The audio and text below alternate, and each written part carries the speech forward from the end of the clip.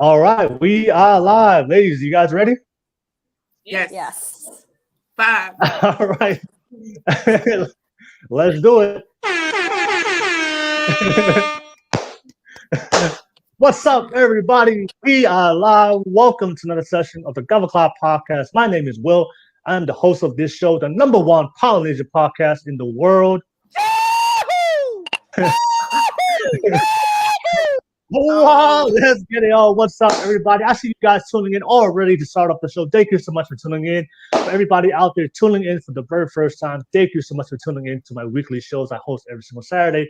Much love to you guys. And of course, everybody out there that always subscribe, support, and watch my channel. Much love to you guys for always be following me on my YouTube journey of my podcast. Thank you so much. You guys already know what to do. If you love the content, support my channel. Smash and press that like and subscribe button real quick. Thank you so much.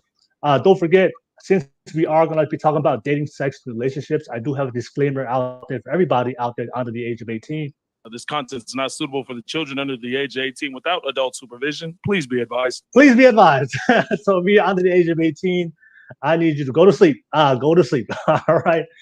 Nevertheless, thank you so much for watching. I see you, Ty, already, man. Ty, the Toko also effect. Everyone, let's get it. We'll back at it again. Hey, man, Ty, man, thank you already for tapping in already on the live show and the live comment. Thank you so much for watching. And I see you guys jumping on already. Much love to you guys. Drop a comment, but don't forget, we do have the live chat on the live shows. I always appreciate you guys always dropping your perspectives, your opinions, and your feedback on the live chat. So let's definitely get that live chat popping. We have a different variety of different topics that a lot of the ladies going to bring up tonight, and we're going to have some great discussions tonight and some hot topics to discuss. I'll definitely want to hear what you guys think about the things that we're going to discuss tonight. But let's definitely get that live chat going. I see Fatty. What's up, guys? Wait, what's up, Fatty, man? Already on here. Thank you so much, Fatty, for being part of watching the show already. Appreciate you guys. Don't forget, this is a public show. So if you guys want to be part of the conversation, people that if you're tuning in for the very first time and you're not familiar with my content, I always allow people that's part of the audience to come on and be part of the conversation. So I will post the public link on the live chat on YouTube. So if you're watching this from Facebook, if you're watching this from Twitch, you have to come to YouTube and go on the live chat and to click on the public link if you want to be part of this conversation and join the podcast with us with these beautiful ladies. So I will pin it. I will pin it to the top of the screen. Just click on it, and you guys can be part of the conversation. Whether we agree or disagree, I know I have a lot of haters out there. People that disagree with me. A lot of people that's triggered by my content. How dare you? Nevertheless, hey, if you disagree with something I said, if I trigger you or you don't like me, I advise you, come on, let's have an open conversation. Let's be open for healthy communication and figure out the differences of why we disagree on certain things. But yeah, I do invite everybody to come on and be part of the conversation. Don't forget, we do have the super chat donations. I do see Antonio Lewis. Hey, hello. Hey, what's up, Antonio? Always appreciate you joining the show every single week. Thank you so much. But don't forget, we have the super chat donations. So if you guys have a specific question or topic that you guys want us to discuss or answer, to reply back to you, ask it through a super chat donation. Every single financial donation will be reinvested back into my podcast to give you guys better quality content. And of course, my goal is to launch my podcast studio by the end of this month, so I can have a real life podcast in the live studio. So every single donation we go towards it. I'm manifesting my dreams, but speaking out loud. But I know I can't do it by myself. So I need you guys' support. So much love to you guys. Thank you so much. But yeah, everybody that always drops the super chat donations, much love. And I always appreciate your financial donations for supporting me on my channel. But nevertheless, that is pretty much all my YouTube stuff real quick. Yeah, I'm excited. First and foremost, I just want to say to the beautiful ladies, thank you so much for taking the time out your busy day to be on here and to have some fun, hot, good, great conversations tonight. Shout out to the ladies real quick. But nevertheless, I'm excited to have you guys tuning in from all around the world. But without further ado, I'm gonna allow these beautiful ladies to go ahead and introduce themselves real quick. So I'll start with you. Hopefully I don't butcher your name, but Thivyah. Thivyah, did I say that correctly? Oh God, that's not even bad. It can get worse. Trust me. How do you say that? Sorry. Thivyah. Thivyah. Okay, cool. Yeah, sorry about that. But yeah, how can you go ahead and introduce yourself real quick? What's your name? What's your age? What do you do? And what's your relationship status for everybody out there? Go ahead. Okay, so my name is Thivyah. I am 22. I'm really young. And I I did my diploma in performing arts. I'm going to do my business degree. And my relationship status, at this point, I don't even know what is a relationship. So I'm single. I'm just living life. All right, no worries. No worries. Thank you so much, Thivyah, and thank you for tuning in all the way from Malaysia. Shout out to you. Thank you so much. And for all the fellas out there, she is single. All right. I'm gonna pass it to Carmen. Carmen, go ahead Okay. and introduce yourself real quick. My name is Carmen, and I'm between the ages of 25 and 100. Okay, I live here in DC. I've been here 2 years because I'm from the dirty South. Originally from North Carolina, but I've been here 2 years, and I'm a hairstylist. Worries, no worries. And what's your relationship status? Well, I'm single at Oh, the moment. great. All right, no worries. All Single right, in thank the you, city. Carmen. All right, thank you much, Carmen. Thank you so much for joining in and be part of the conversation tonight. Excited to have you on. And last but not least, Gabi, go ahead and introduce yourself real quick. Hey guys, my name is Gabi. I am 29 years old and I'm a design development engineer working from home, and I am single. All right, no worries. All right, thank you so much, Gabi, for joining us and be part of the conversation tonight. And for all the fellas out there, all three girls are single. No, Is this no a worries, dating no show? worries.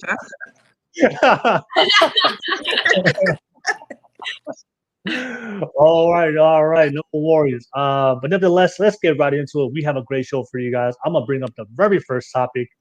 So yeah, I got a hot topic for you ladies. So don't prepare yourself, brace yourself. I got a very hot topic to discuss tonight. Something I do see that's trending on social media, especially on TikTok.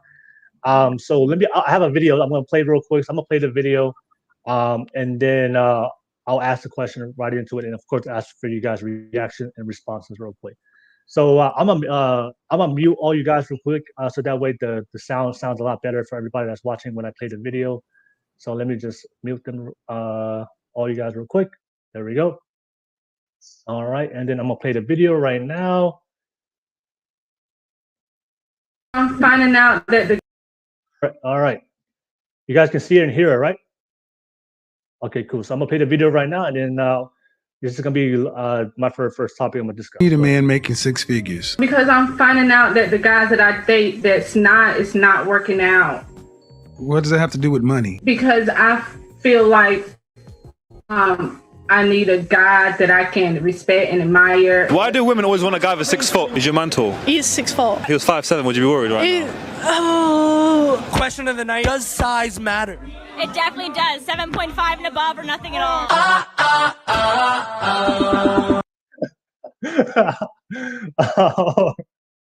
All right. So thank you. That's coming. So that's the video I did see go trending on social media. I tease up. See you tease up. Hey, what's up, everybody? Hey, what's up, tease up? Thank you so much for always tuning in for the live show, man. But yeah, ladies, this is so the very first topic I want to bring up, because this is something I did saw go trending on social media. So what were they saying on social media, that in modern dating today, modern society, the average woman doesn't want to date the average man no more. A lot of the women out there, they're saying that their expectations for men. I think probably a lot of you guys have seen those videos as well. Women want a guy that makes six figures, 6 feet, 6 inches. So that's what they want. And a lot of times when we have these type of conversations with men and women, what a lot of the women are saying, what a lot of the men are saying, oftentimes that the expectations of what women, the modern women, what they want out of men is very unrealistic. And that's a debate I saw going on online. I saw people talking about it. What are the expectations of what men and women want? And a lot of times, based on the discussions, what I heard going on different podcasts and social media, oftentimes what they do say is like both men and women. But a lot of times, from the men's perspective, the expectations of what they want is kind of unrealistic. So I think that's what's caused a lot of complications, especially when it comes to the dating pool. What women want, the more expectations that you want in a specific demographic of a man, then you're kind of limiting yourself to a specific small dating pool. So But yeah, that's kind of pretty much. I want to start off the podcast. So I want to give you guys some numbers. I'm gonna give you guys some numbers of the average guy in America. Well, some statistics of the average guy in America, and then I'm gonna ask you guys if you met a guy like that, are you guys will be open to date that guy? So, and of course, I'm gonna ask you guys to keep it real, to keep it real. So, for the sake, when I saw these statistics, just for the sake, it said that this is the average statistics for a guy that's over 20 years old. So, the average guy here in America, he makes about $47,000 to $52,000 a year. That's his average income. So, $47,000 to $52,000 a year. The average height is 5'9". The average length of an average PP is 4.5 to 5.5 inches erect. Average weight is 197 pounds. And the average guy right now, as far as being in shape, I think 43% of most 43% of most guys are overweight or they're obese. So that's the average guy. So what I want to ask you guys real quick is, are you, if you met the average guy that met those criteria as far as his physical attributes, and not only physically, financially, are you guys open to date that person? I date that guy seriously, and that's the question, because that's a question a lot of ladies. That's what a lot of men are saying. A lot of women today in the modern society, they don't want the average guy. They want the 6 feet, 6 figures, 60 inches. But I want to ask you guys and see, open up for conversation. If that doesn't matter to you, and explain your reasons why, or if you like, or if you preferred the 666 guy, and there's nothing wrong with that. But I just want to ask directly from you guys. But I'll start with you, Gabi. Gabi, go ahead. Yeah. And yeah, would you date the average guy I just listed? I just read out his statistics. Go ahead. Yeah. Well, it would really depend on his personality, because even though like I'll see someone who I find attractive physically on a dating app, it really comes down to our conversations, and like I get a little gauge of his personality. So yeah, I would give him a chance if the personality fits. Okay. So for you, Gabi, you don't mind dating us. The height is good with you. The height's good with you. Everything, right? Wait, what was the height again? 5'9". I mean, 5'9". oh yeah, like 5'9". I'm 5'1", so I'm pretty open to dating guys taller than that or below that, I guess too. Again, it really comes down to personality for me. But yeah, I've actually dated a guy before who happened to make like 6 figures and was 6 foot, but he had definitely the below average of a noodle, if you will. But honestly, like even though he was like below the average, like we still made it work. Like I still had a great time, and for like when it comes to small noodles, like I have no issue with that. Or I haven't had an issue with that. Yeah. All right. Okay. And then as far as what about the being overweight, does it matter to you if it's kind of overweight? I can't really speak on that, because I'm the kind of person who, when looking for someone on the dating apps, or if I find someone attractive, usually there's someone who is similar to me. I do take care of myself. I try to eat well. I try to go exercising. So I would like to, I would find people more attractive if they do stuff like that, just stuff that I kind of do for myself in terms of self-care. So not necessarily overweight. If they're working on themselves, like trying to, eat better and work out, and they don't have to like be like super fit. They don't have to have abs. Like it's just take care of yourself. That's important to me. Okay. All right. No worries. Okay. So yeah. So for you, like you wouldn't want the guy to be overweight. You like just be healthy. Yeah, be healthy. That's important. Like you take care of yourself, like having that self-care, because that's what I do for myself, and I would want my partner to have that for themselves as well. So if the guy was overweight, it's like no go. Like I would need to see effort. I need to see effort. So yeah, no. The answer is no. If they're not putting any effort into taking care of themselves, then no. Like I don't. I'm not inspired by people like that. All right. No, hey, that's fine. That's absolutely fine. Thank you so much. All right. Appreciate it. Thank you, Gabi, for sharing that. All right. So everything was good. The only thing for you was just the He has to be healthy to you. All right, good. Yeah, that makes sense. You want a healthy partner, physically fit partner. All right, no worries.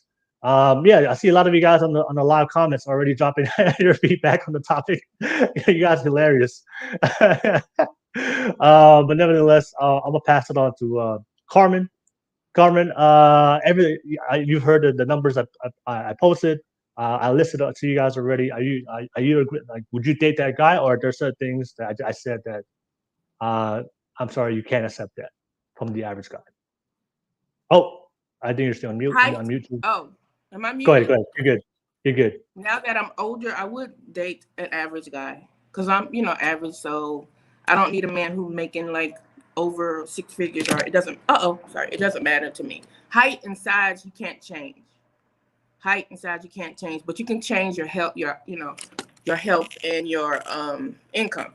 So Okay. Hold on, my light just fell. Height. Okay. Yeah, I wouldn't have a problem with dating a guy that's average. I'm tall. I'm 5'9", so at least he has to be 5'9" and above. We can be eye to eye. When I was younger, he had to be over 6 feet, but now I can compromise. You could be like 5'9" or I guess, but most guys that approach me are shorter. I don't understand. They're either 5'9" or below 5'9". I rarely get a really tall, guy approach me. I don't know. I may add to that real quick. I hear a lot of guys like tall women. So right, but if I'm going to date somebody my height, I can't wear my cute shoes. I can't wear my heels. I always have to wear flats. That's awkward. That's the only problem. That's the only problem. Right. You gotta own that height. Right. All right, no worries. But you said that when you as you're older now, but when you were younger, you had a different criteria. Yeah, he had to be 6. He had to be 6 feet tall, dark, and handsome. Whatever. Nope, just perfect guy. But that doesn't exist. So. Oh, okay. So now more personality. Yeah. Mm-hmm. So pretty much what you're saying, a lot of times, a lot of younger girls have these unrealistic expectations, but then when you grow up and realize the real world, that guy doesn't really either he exists or it's a rare specimen of a guy, right? Right. So so everything was good with you, and all right, cool. All right. Thank you, Carmen. Honor for sharing. Appreciate it. Let me pass it on to Thivyah. What's your thoughts? Yeah, if you met the average guy, the guy I listed, would he pass for you to be able to date him seriously? I think I'll go with Gabi on this. Like, I think personality really plays a role because I personally am I overanalyze things. So like he can be earning much lesser or like. So I think for me, I'm fine with him being average, but as long as like Carmen said, like the height and the size is something he can't change. But the weight though, that is something that he can do something about. Because I myself lost 20 kilos over the MCO. So if I can do it, why wouldn't he be able to do it, right? So I will definitely push him to do it. But I think it's a no for me to date average men because I am I'm the kind of person that always wants to better myself. So I feel like the person needs to keep going. Like height and size to the side. Okay, I'm talking about like the salary bit and the weight bit and stuff like that. Like he can keep going. Like he can push himself to do better in life. So yeah, I think it's a no for me. Okay, all right, no worries. You said that guy that is extremely ambitious as far as his financial career goes, right? So for you, like, what's a certain number as far as his financial salary for you to be like, you know what, he wouldn't be as worried because you think that's a good peak for him to hit, and then you wouldn't be as worried as much for him to keep going because he reached a certain level. So what's that number for you to make? You know what? I don't have to worry about him being ambitious no more. He's reached the top. but and I'm content with that. So what's that number for you? Okay, so here's the thing. There is no number because I think everyone has a different lifestyle. Like I have friends that like love the luxury life, but me on the other hand, I'm okay with just having like street food or pizza and stuff like that. So like I think for me, the average would not be a number, it would be how we live. Like I should be comfortable enough to purchase anything without looking at the price. You know? And like we shouldn't think about, oh shit, we have to pay bills tomorrow. You know? So it's not like, oh, we have too much, but also not too little. We just need to have enough to sustain ourselves at least for the next 6-7 months if I was to be jobless or if he was to be jobless, you know? Yeah. Okay, I mean, if you don't want to put a specific number, so like, can you explain the lifestyle that you want? Like, what kind of house do you want to live in? What kind of car do you want to drive? So that way, the viewers we can get a gauge of what that number is based on the lifestyle you explained. I'm very family oriented. Like I love being with my family. My mom's my best friend. My brother and I go clubbing together and stuff like that. So for me, I need to live in like, okay, if it's a condo, it'll be great because I love the gym and the pool facilities and stuff like that.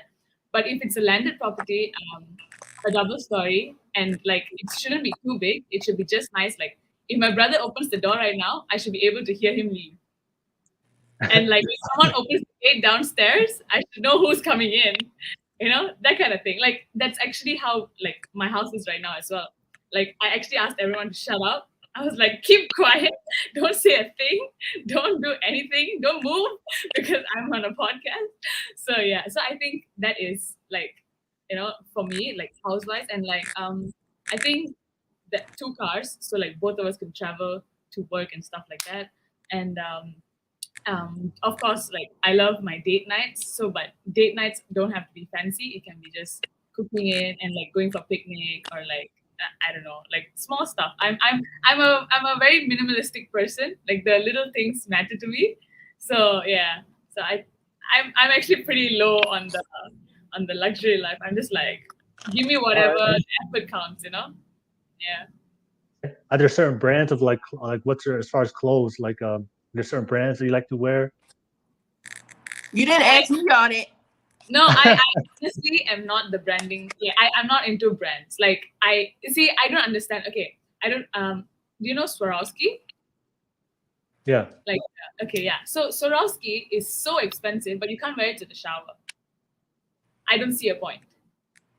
But when I wear like accessories, like usually my friends and all, they give me accessories that I can wear to the shower because that I don't take it off. Like it means something to me, right? So like I don't see the point of Swarovski being that expensive or Pandora being that expensive because it makes no sense to me. And like even heels, why does it have to be that expensive? I'm gonna wear it on the streets. Like it's gonna get dirty anyway. So yeah, if it's nice, I buy it over Shopee, over Shein, whatever. If it's nice, I buy it wherever it is. Even if it's expensive, I'll just get it. That's it. If I like it, I like it. Your preferred brand of your car that you want to drive? I mean, if you want to be like out there, of course, I would say like Lambo, Porsche. But realistically, I love 4-wheel drives. Like I love SUVs. So yeah. Okay. All right. So I just want to get some clarity. So just judging by what you said, the type of lifestyle you said, for me, it just seems like a good salary you're looking for is like $500,000 plus minimal. That's what it sounds like to me. That's what it sounds like to me. You know, just basically. But I think that's different, like in Malaysia, because like I think our spendings and the prices here are like very different. So I think like $500,000 a year, okay, but like yeah, I mean like I don't need him to support me. I can take care of myself. I mean, as long as he can take care of himself, we're good. My companion is not to be financially my ATM or something. He's there to be there for me, you know. It's nice to get treated once in a while if they can afford it. I mean, yeah, but I mean, it's unfair. Like if you were gonna do the same thing for him, like if you were to provide him financially as well, then it's fine. But like you can't just expect it to be one way. You know, it's unfair to me. Yeah, because I mean, in America, like I know you mentioned, like you want to be able to not look at the price and buy something without looking at the price because you already got it covered. I think in America right now, like the top 1% of people in America right now, they have the ability. Their average income is like over 400,000. 400, 500,000 is like the 1%. So that's how I came up with that number. So but yeah, hey, that's what you want. That's all. It's all good. But yeah, thank you so much for everybody that's watching this right now. I appreciate all you guys, and I see a lot of you guys have your opinions on the public chat. I'm gonna post something right now. I think Ty said she has a better chance of meeting Uncle Roger in Malaysia than finding her dream partner. Emotional damage. Patty said, "There's no such thing as a minimalist woman. I have never met one." Okay, all right. Now you meet me. It's the first time. And Antonio Lewis said, "No, I like my women more shorter." All right, no worries. I like my men more taller. I'm sorry. I'm 5'7". So. Like Asian girls are pretty short. Like they're like really short. Yeah, they're really short. And next to like most men in Malaysia as well, average height is 5'7", like 170, 175. I'm 170. So like it's always like, oh, you're 3 centimeters taller than me. It's okay. I will just make do with what I have. Yeah. Yeah, I wanted to open up for you ladies. Open up for, I know you guys all had a chance to respond. And yeah, did you guys want to add on to anything that anybody else said, or anything you want to add on to the topic of discussion? Because a lot of the guys right now on the live chat, they think you guys are stop the cap. I'll be very straightforward. So before we came on live, I was talking to Will a little bit about dating life, comparing Hawaii's to Seattle. So I'm from Hawaii originally, and I moved to Seattle last year. And where was I going with this?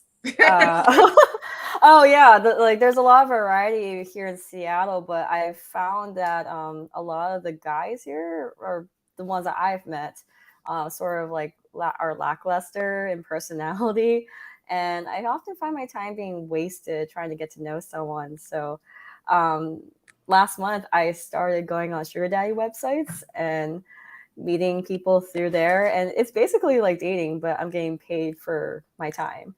And I found it's a lot more effective because people aren't just meeting up with me just to hook up, or I don't know, or just use me. Like they're a lot of them on the websites are genuinely trying to look for a partner, and they're invested. So that's been an interesting experience so far, and I'm still continuing to do it. How old are those men in the sugar daddy sites? Like, what's the average age do you see? Average age, I would say like 40s. I haven't met anyone in their 40s. A lot of the guys I meet are in their like early mid 30s. One actually I met, he's 3 years younger than me, but the kind of guy who makes 6 figures. All right, okay, all right. Hey, for all the sugar daddies right now on the live chat, man, see, drop a comment. Let me know. Thank you so much. But Carmen, do you want to add on? Sorry, it's my friend's birthday. I don't really go with the online dating sites. I don't believe in them. Most of the people that's on there are either already married or just looking for a hookup. I like to meet, guys in general, like in regular, like at the store or somewhere, like that. But I did the online dating years ago, and it's the same people, the same conversations, the same thing. So I feel like a woman being on there is kind of desperate to want to be on a dating site to look for a spouse. So just what app did you use? What dating app? I can't hardly hear you. You're cutting off. What dating website or app did you use? Oh, it was a long time ago. I think I used Plenty of Fish. Plenty of Fish. Right. What does that mean? No, it's just, it's a common website. A lot of people I've heard a lot of people go on there. I've never heard of that site. So I'm like, Plenty of Fish? I've never You're heard of right. it. It's not. I'm Plenty of super Fish. young. Yeah, but to add to what Carmen said, I'm not against the idea of online dating, Yeah. but I have this thing, right? Okay, so I studied film for my diploma. I've studied film and theater. So I have this like unrealistic ways of how I want to find my person, because I like write scripts and I watch films, right? And I'm Indian, so our films are just dramatic as hell. Like we meet on the train and ding, ding, ding, ding, ding. Right. It's crazy. I can't even explain. Like you see each other in the train, and then at the back of the tree you start dancing. It's crazy. But I am the kind of person that I want to meet the person, and like, because I want to have stories to tell. Like, oh, this is how we met, or like, this is how, like I think the whole online dating thing is not my cup of tea, but I have a lot of friends on it, and I've seen a few of my family or my friends end up with somebody, like get married to that person, and it's fine. But like I've also seen my friends be like, oh, okay, he just wanted to hook up, he just wanted to use me, Right. and blah blah, like. So I like to I love meeting people that have like online dating like for themselves, because I find it very interesting, the people they meet, Yeah. Yeah, I used to like go into online dating with the intention to date seriously, but because I've been having a lot of trouble like trying to find someone genuine or like who wants to genuinely date and also like we vibe, I started to not necessarily not take it seriously, but not like rely on it so much. I actually just downloaded Hinge again today, and like I got a couple of notifications. So like, oh, okay, I guess I'll like hit up some people and see if they want to like hang out and stuff. So it's almost like in a way for me building my social network, because I actually made friends with some of the guys I meet on dating apps. Like we go on a date, or we don't even go on a date at all, but like we just decide, oh, we'll just be friends, like like share social media, chat here and there. So it's interesting. Like dating apps, like not everyone uses it for the intentions that they are supposed to be for. But it's been an interesting. It's added like a different like pathway or opportunity to make friends. Okay, all right, no worries. Thank you, Gabi. And I just have one question to Carmen. The guys that you met on Plenty of Fish, like what was like, they were good, bad, terrible? What's their rating? This was years ago. What's their rating? Like did they turn out to be the type of men that you saw on their profile? A lot of times when you see somebody's profile, it was just a lot you of meet them in real life. It was mostly a lot of conversation. It didn't lead to like, let's go out here. It was just talk, like, what you doing? Hey, beautiful. How, hey, beautiful. Good morning. All that crap. So it didn't lead to like, let's go out or let's hang out or anything like that. So most of them was just, they just want to talk, compliment how you look or stuff like that, which is just shallow, but it didn't lead to anything. So okay, all right, no worries. But yeah, thank you so much, ladies, and thank you everybody on the live chat. Definitely let me know what kind of dating apps you guys like to use. I would definitely like to hear your opinions. And I'm sorry, I gotta drop. I'm gonna drop the public link right now, and then that way you guys want to be part of the conversation, I'll let you guys to jump on with us. But yeah, that's pretty much my first question. Thank you so much, ladies, for answering our first question. And a lot of average guys out there right now watching. You gave them some hope. Just work on yourself. Self-care. It's important. All right. And all right. But I'll pass it to you guys. Obviously, I know you guys have some questions or topics that you guys want to bring up, and we'll dive right into it. Yeah, I'll start with you, Carmen. Do you have your question or topic? To start with Gabi. That's okay. We'll come to you. Think of a good one, Carmen. Think of a good one. Sorry, what was that? So Gabi, what's a topic or question you want to bring up? You want to ask? Gosh. Okay, so one of the questions I had in mind, or I guess a topic I had in mind, was first dates. And I guess like, how should I phrase this? Whenever I go on a first date, like there's always a bit of that nervousness or stage fright, if you will, because you're literally just meeting someone for the first time.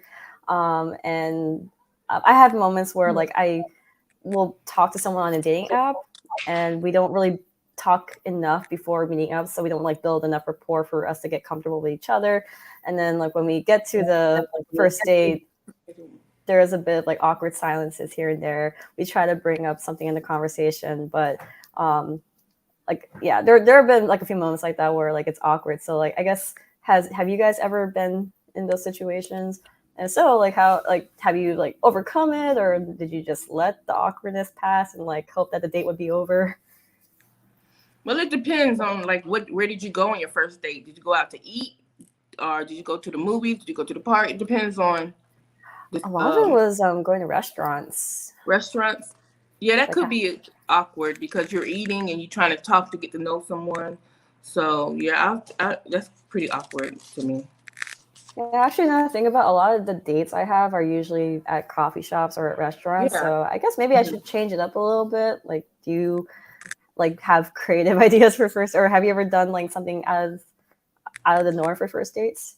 Well, I've been on a first date where we went to a park. I know that's kind of like, oh, he's cheap, but we spend time and talk, and we're not facing each other, so there's no tension, so we're just walking and talking and, enjoying the scenery instead of face to face. You're trying to eat cute and, and talk at the same time. So somewhere where it's a nice outdoor outing probably would be better for like a first date versus like restaurant, maybe, huh? Oh, sorry. I just wanted to comment. Like that sounds actually very wholesome, and I think that's because you're not, with me, I can't, face you and talk and try to, like it's something on my face, or am I nervous, or am I eating too much? Yeah, I try to wing away from restaurants on first dates and go to like a public scenery or outing or, somewhere fun.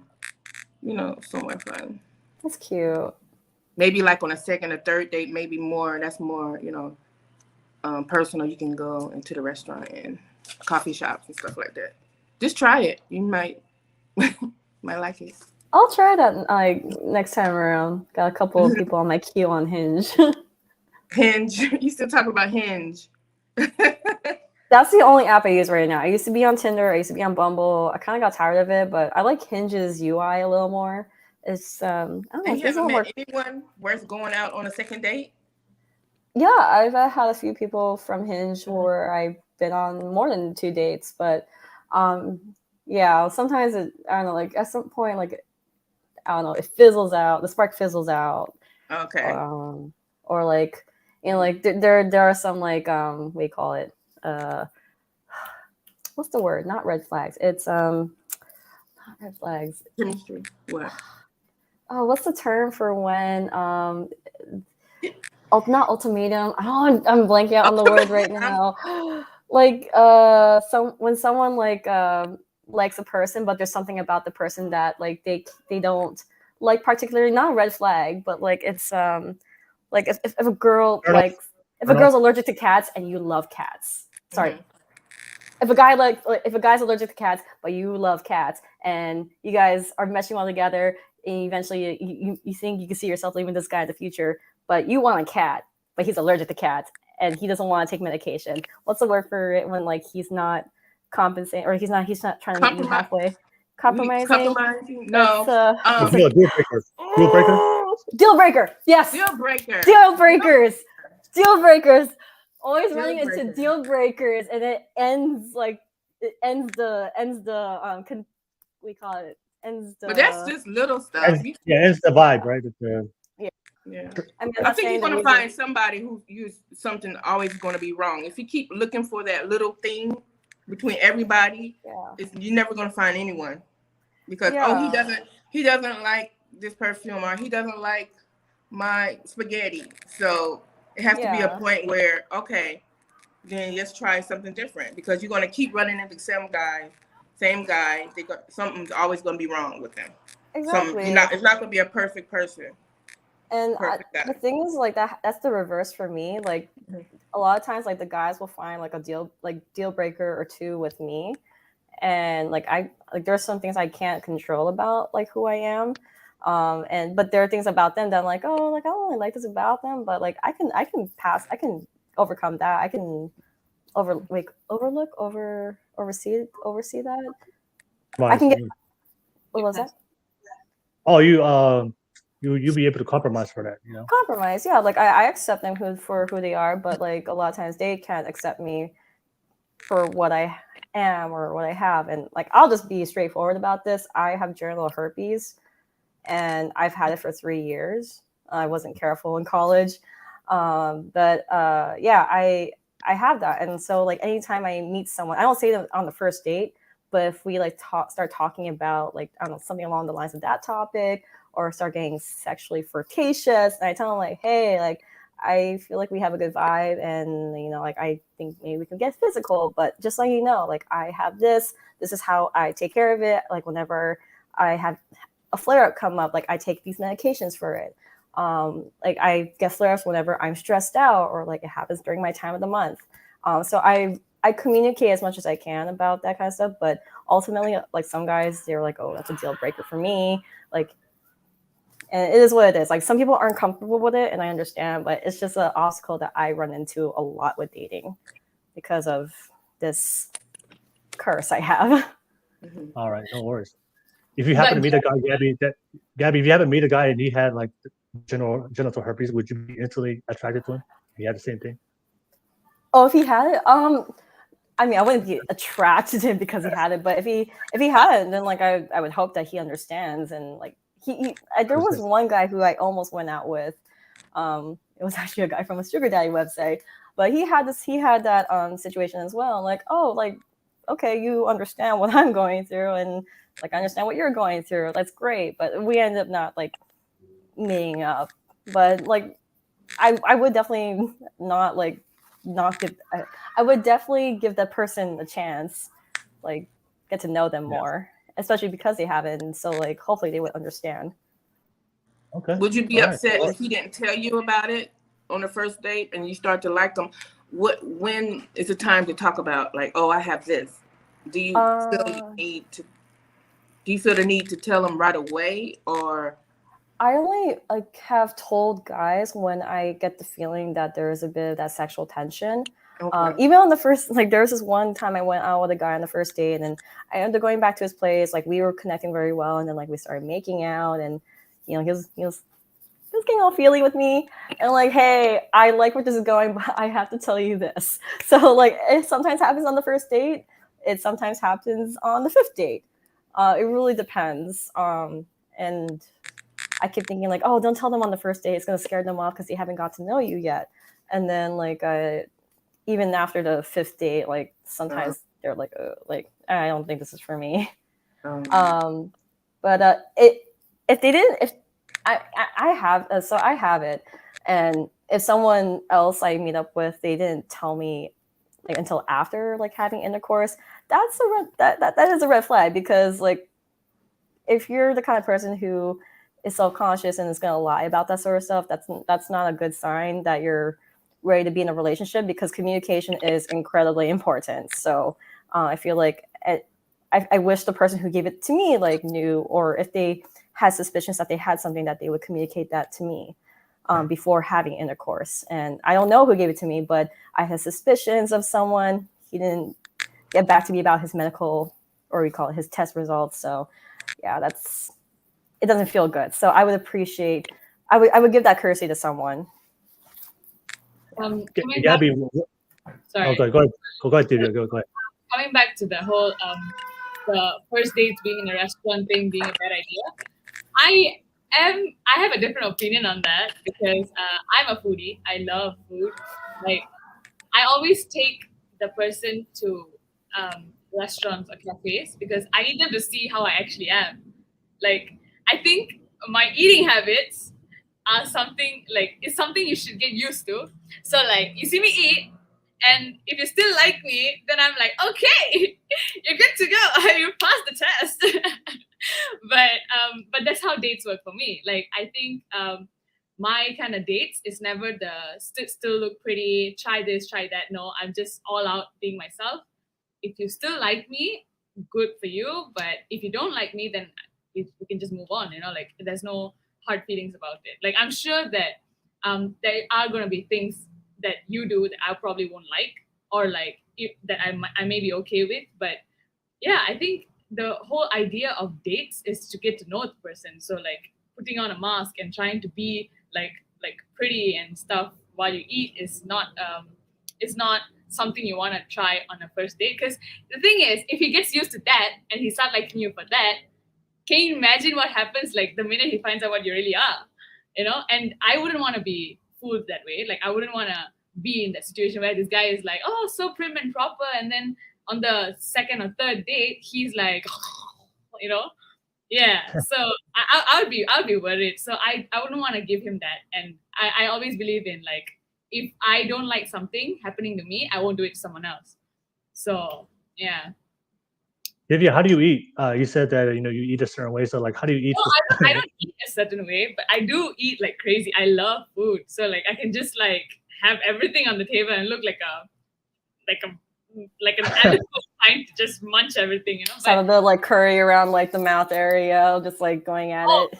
See, okay, so I have this thing. So when I go for like not dates per se, when I go out, so you know how we wear lipstick and stuff, right? While I'm eating, the next thing you know, my tissue goes into my mouth. I'm just biting off all my lipstick. I'm just like, yeah, the struggle is so real. Yeah, like you won't believe this. A friend of mine actually noticed it, and he's like, "Now you're gonna pick up the tissue and start doing the thing with your lipstick," because I get so uncomfortable with like eating with lipstick. So like I always remove it before I'm like halfway into my food.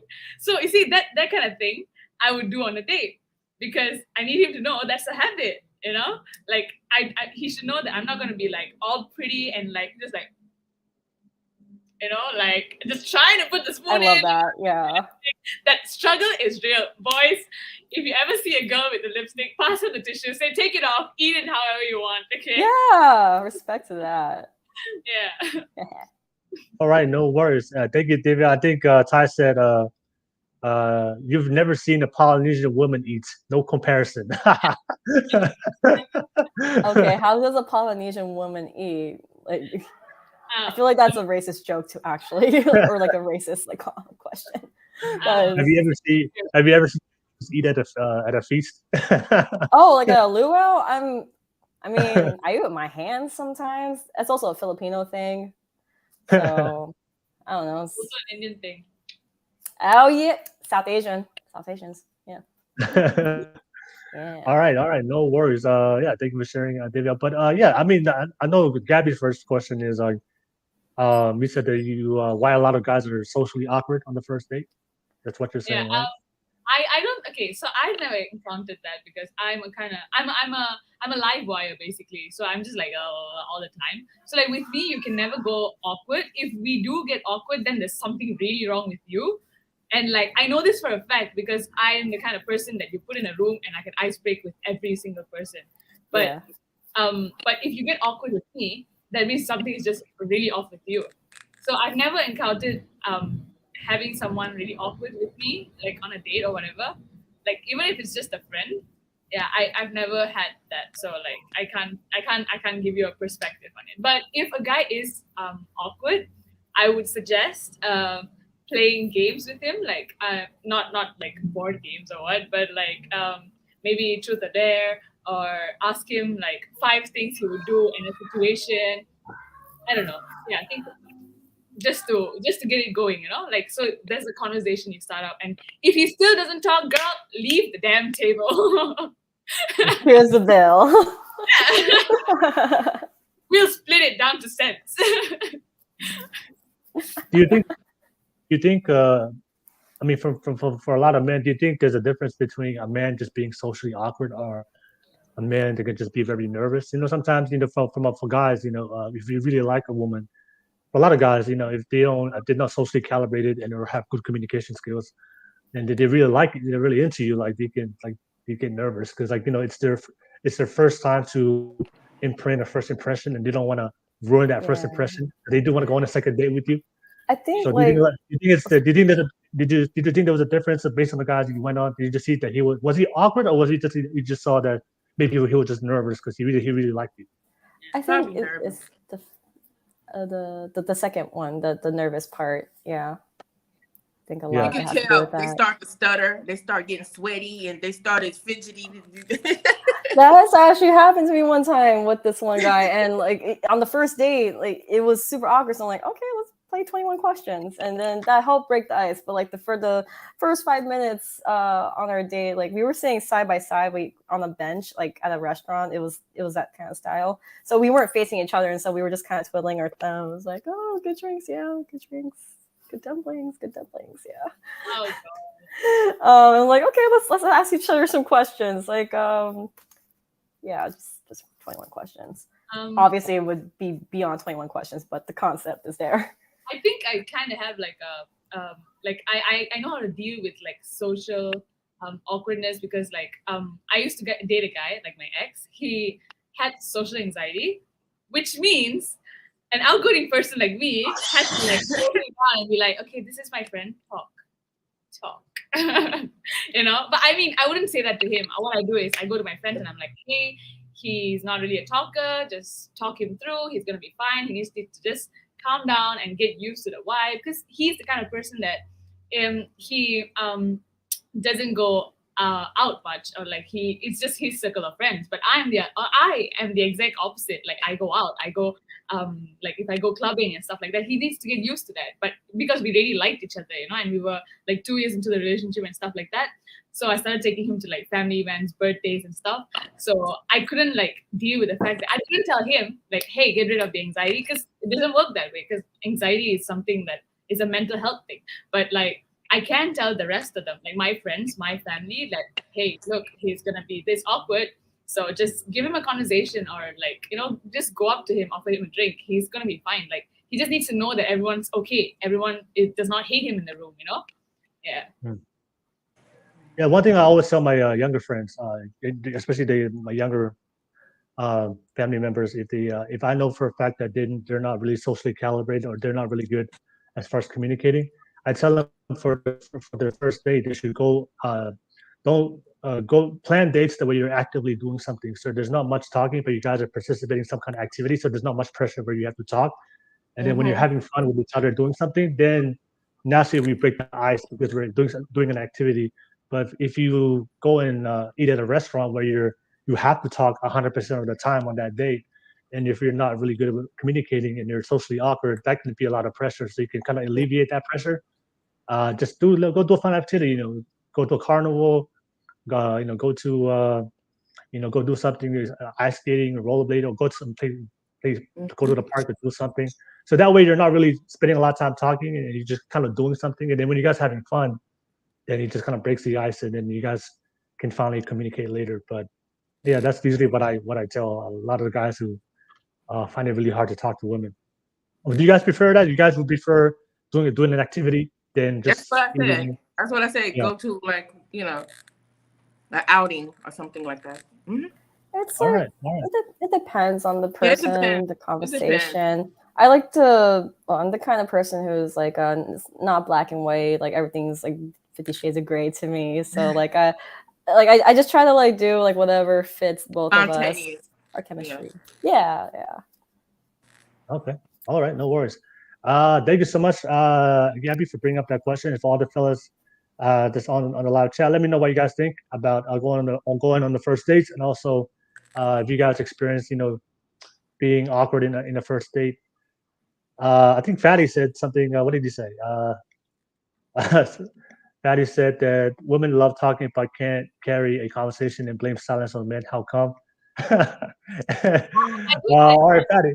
I said the exact opposite of that. No, I think this person might be taking what we say out of context. Yeah. I have half of the conversation. We talk because y'all don't say anything. That's why we talk. And we're not necessarily generalizing all men. It's just like based on our personal experiences. Yeah. And being in Seattle, I go on dates with a lot of tech guys, and a lot of them are very sociable, but a lot of them also can't carry a conversation. Right. So we do the talking for you. Yeah. Yeah. So, but if he don't talk at all, that means he's not interested, from what I've heard.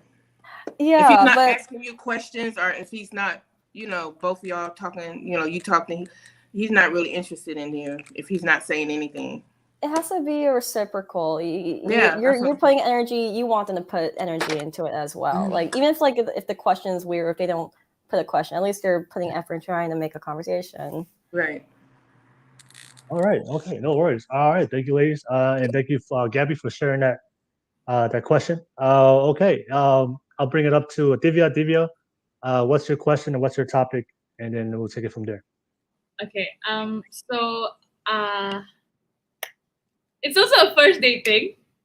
But I want to know if what happens when the bill comes, because right. I live in a culture that like most women I've met are always like, oh, the guys need to pay. But I think for me, it's whoever initiates it pays. Like for example, I've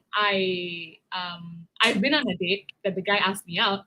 You won't believe I said that. Oh, I'm a little. And this guy, like mind you, he's like 4-5 years older than me. So when he asked me out, I was like, oh, really?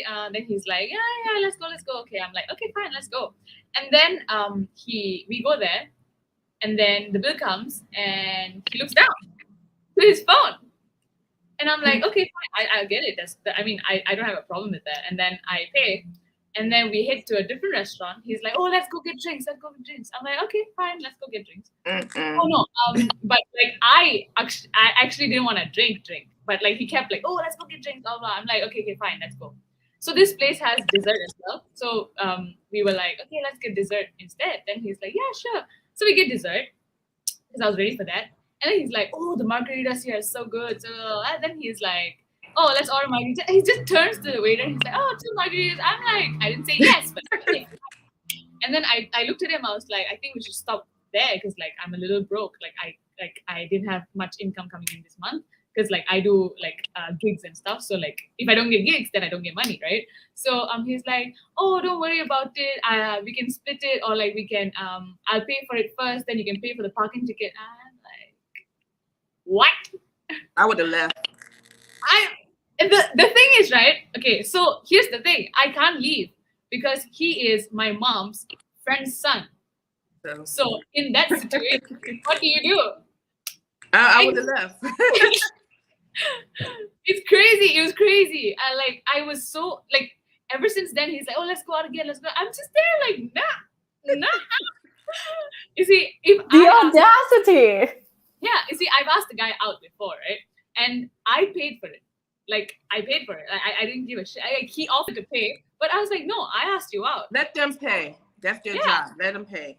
Let the man pay. No, but like the thing is, like I asked them out. So like for me, it's just fair that why did you ask him out? Because that's kind of awkward. I mean, it's okay for girls to ask guys out. I never asked a guy out. I never. I'm sorry. I mean, you're a queen, so yeah, like no. That's awkward for me. That is awkward for me asking a guy, oh, let's go. I just can't. Oh, I'm very out there, so like I think it's very normal to ask that. The thing is, guys are very attracted to women like that. Like I think it's very rare, like in Malaysian culture, especially for a girl to ask a guy out. So when I ask a guy out, they're like, "Oof, this girl is like." And then they use you. Then they don't pay and see what happens. No, but that's not everybody. Like you see that guy, he asked me out, but he still didn't end up paying. So I mean, we can't stereotype them because like there are like guys that are like you see like that guy. I initiated it, but he really wanted to pay. Like we were fighting on the table to pay, and I did pay because I was like, no, I asked you out. It's not fair. And maybe the next one can be yours. If there is a second date, then it can be on you. Then he's like, yeah, sure, there is going to be a second date for sure. I like you. I'm like, okay, yeah. So what happens again? Like, what happens when the bill comes? When the bill comes, I hand it over to him. Like, and then he look at me, I look at him, and he look at me, I look at him. You gonna pay? There have been like a few situations where I've been on a date and the waiter will automatically hand it to the guy. Right. But also there are times where they like put it on the table, and whether they hand it to the guy or they put it in the middle of the table, I just say, oh, thank you. Like, okay, like I can put my card and like split it with you. Like I always offer. I've never done that. I totally respect that you do that. I could do that too. Like, I mean, I have done it with sugar daddies because usually like when I go on a date, they pay for things. But when I've been on Hinge, Tinder dates, like I always pay for my part because I don't. It's empowering for me. I don't. That's not a date. That's not really a date. If you could just go do it by yourself. What's the point of having? I mean, I take it myself out on a date. I have no problem paying for myself because, and my experiences are different. My beliefs and feelings are different because I am who I am. But for me, it's empowering. Like I'm showing this person that, yeah, I can take care of myself. If you want to pay for me, awesome. Like I appreciate that. But I'll pay for myself. And usually I'll be very strong about paying for my part if I don't like the person, because then I don't want to feel this obligation that I owe them. And like not just a traditional woman. I'm not a modern woman. Modern women nowadays want to be independent. I can do it all by myself. I don't need your help. I can pay for it. I'm old fashioned, I guess. I don't know. No, yeah, and that's totally respectable. Like you do what makes you happy. For me, like it's not, and even if they like insist on paying for me, I'm like, okay, fine, you insisted. Like I still don't owe you anything. But I always like I'm a strong person. I'm an Aries, so I'm very passionate, like about like proving, or like not necessarily proving to anyone, but just like showing that like I can take care of myself. Like I don't need you to pay for my shit, but if you want to, great, awesome. Like you insisted, so by all means, please go for it. So I'm like not one or the other. I'm like middle. I'm very gray. I think in Malaysia, I don't know if it's in Malaysia, but I've had experiences where these guys feel like if they pay for it, they expect more. Like they expect more from us. Like it could be sex or just like a session.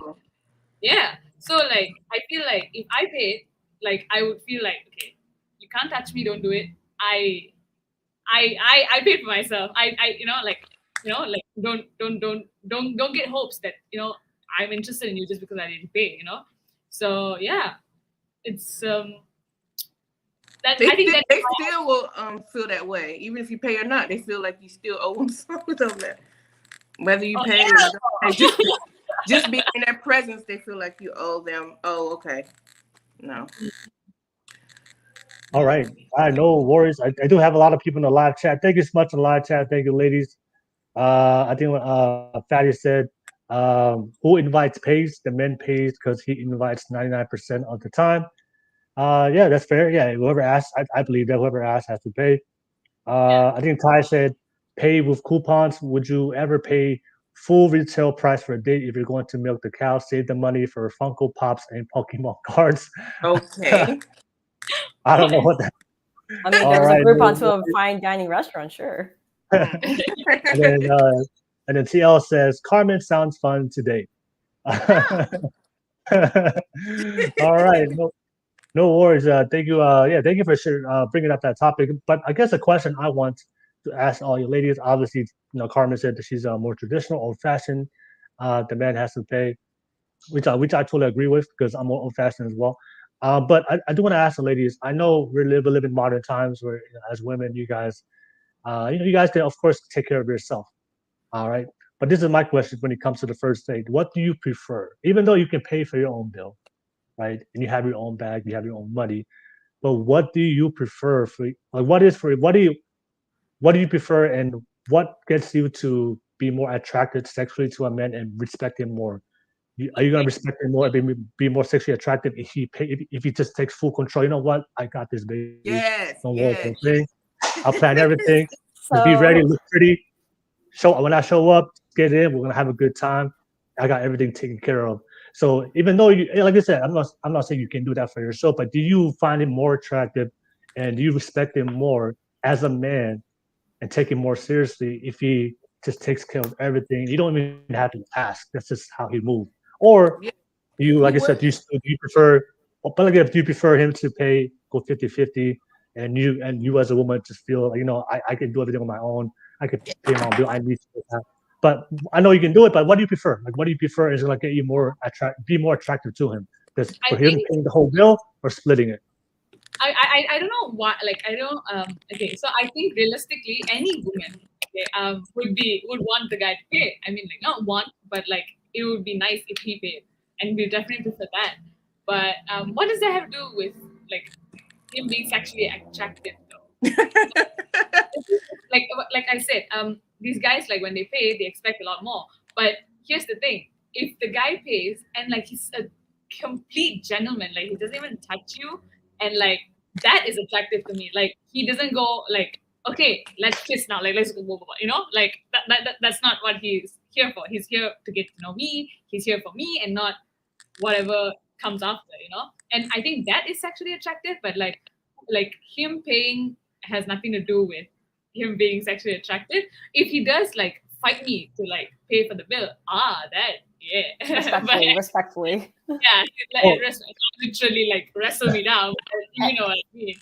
Yeah. Also, to add to what Thivyah said, consent is the new kink. Like, Yeah. I think that's very attractive. When like, even when if it's like if you feel like this tension that you want to kiss someone, like it's very attractive, and it's also nice if they ask like, hey, like, is it okay if I kiss you? I'm like, oh, thank you for asking. Yeah. Consent is the new kink. Yeah, it is. It is. No, the reason why I said sexually attractive, because it's if you look at the biology and the study of the differences of how we attract each other, for women, what they're attracted in men is a man's socioeconomic status. So that's why for a lot of women, they care about a man's financial ability, right? So that's why that's why you hear for a lot of women like, I don't want no broke, I don't want to date any broke men, right? There's a common theme for a lot of women. So a man's ability to financially support you, it comes from your biology as women for being pregnant, because you know when you do have kids, you want to be with a guy that can take care of you in your most vulnerable stage of your life. So it's a good mating strategy to be with a guy that has a strong financial social status. So that's why for a lot of women, they would like. That's why for me personally, I think it's for the man has to pay for you to kind of see where he stands financially. If you want to go long term in a long term relationship, of course, starting a family, it is good to be with a guy that has some kind of financial stability. You don't want to be with a guy and have kids with a guy that has no kind of that's broke, right? How is he going to take care of you? How is he going to take care of your kids? So that's why for a lot of women, if the guy comes in, hey, I got the bill, you don't have to worry about it. I'll pick you up. I have a car. You don't have to pick me up, right? It gives you a sign as a woman. Oh, this guy has his life together. He has a career. He has a job. He can take care of me. And for a lot of women, they find it sexually attractive. But I mean, does that ring a bell? You guys don't find it sexually attractive to a guy like? I do. I do. I definitely do. Like, and like, for me to like pay for like, or like to tell the person that I want to pay for my part of the bill, it's more of like, I don't want to feel like I owe you anything. But when he like insists on paying for it, I'm like, okay, fine, like go ahead. Or if they like even offer it up front, like without before I even like have a chance to say anything, like I do appreciate that. It's definitely it's attractive. I'm not gonna lie. And also, if a guy say, "Okay, let's go here," are you available? So and so, I want to take you here. Versus, what are you doing? What you doing? Where you want to go? I like for a guy to take the initiative to say, "Okay, we're going here. If you have time, meet me here." Versus asking me like, "What do you want to do, or where you want to go?" That right there. Ugh. There's a difference like between like being very like controlling and demanding versus like, oh, like I know a great place. Yeah. Oh no. I mean, I'm just saying like there's also the difference like because I've had guys who are like, oh, meet me here. I'm like, oh, okay, it's a little too demanding. But like when they say like stuff like, oh, like I know a really great place, like does this time work for you? I'm like, oh yeah, like well this time doesn't work for me. I end work a little later. Can we do a later time? Yeah. So like it's nuances. But I feel like what y'all are saying, right? Like the whole making decisions and taking y'all out and stuff like that. I think that is very subjective to the person, because I have friends who are like, oh, I don't know what to eat. What do we eat? You suggest something. And then he's like, okay, let's go pizza. Then like, oh, I don't feel like pizza. You don't ask. That's why you don't ask. They keep going. Like they don't want certain things. And then when the guy suggests something, they're like, okay, no, I don't think so. So it drives. You see, I have friends like that. Like I ask them, where do you want to eat? Because I'm the kind of person that I'm fine to eat anything because I'm a foodie, right? And then they're like, oh, anything. And then I'm like, okay, this. Then they're like, not today. I'm like, oh, make up your mind. At least tell me what you don't want. At least, you know, at least I'll be like, okay, the list is like, okay, this is what you don't want. At least anything else besides that would be fine. But no, they don't make the decision. They don't let me make the decision. I don't understand. Yeah, so I know some guys out there face that problem. But for me, I eat anything, like even street food and fat. Like I'm fine. I'm just like, when I'm hungry, I just want to eat. It can be anything. So, yeah. I think Thivyah had a comment. He said that, yeah, women are confusing to single men. Communicate with me, then continue to subliminally do shit to show they are for or against certain things. I guess what the men are saying is a lot of times, what I hear from a lot of men is a lot of women would say, I prefer to pay my own bill. I want to pay 50-50. But that's why I asked you the specific question, what do you prefer? And then I think Thivyah said, for most women, they would like the guy to pay for everything. So that's what the guy is saying is, for a lot of women, a lot of independent women are saying, I can pay for all my bill. I don't need a man to take care of me. He's like, okay. Takes her on a date. And then when the bill comes, okay, you said you're independent. You said you want to take care of yourself. Here's the bill. Let's go 50-50. Yeah. And then she gets upset. And the guy's like, what? That's what you said. But now, so that's why they're confused. That's why for me, it's that's understandably confusing. But that's different. That's different. Yeah. Because No, I'm just saying for a lot of men, it's like, we just want like, either you like, I know you're independent. I know you can make your own bag. I know you can pay for your own bill, but what do you prefer? And just stick to that. You're like, if you want us to pay for the date, just say pay for your date. Don't try to make it like, oh, I can I can pay for my own bill and I don't need a man to take care of me, because whatever you're gonna, if that's what you're gonna say, then he's gonna do it. But then a lot of men say that they do that and they still get upset when even though they want to pay their own bag. For most women, they still want the man to pay. So I think that's why I always say to guys, regardless of what she says, just pay for the whole bill. I'll rephrase what me and Thivyah and Carmen were trying to say is like, yeah, we can take care of ourselves, and we want you to respect the fact that we can. Like, don't treat us like we're incapable of taking care of ourselves. So that is why that's personally why I offer to pay for my part of the bill.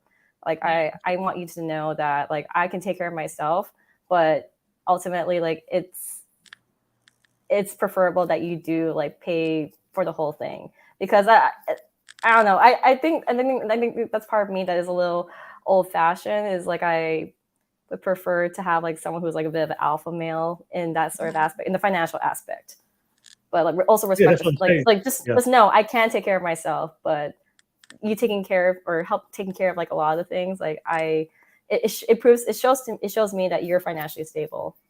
Yeah. But yeah, that's what the men are saying. Just be clear, you know. If you want us to say it, just say it. We're fine. I guess when you say confusing, because he's trying to see, okay, are you independent or not? To me, independent meaning that we can pay our own bills, we have our own thing going. But as far as dating, you pay for that.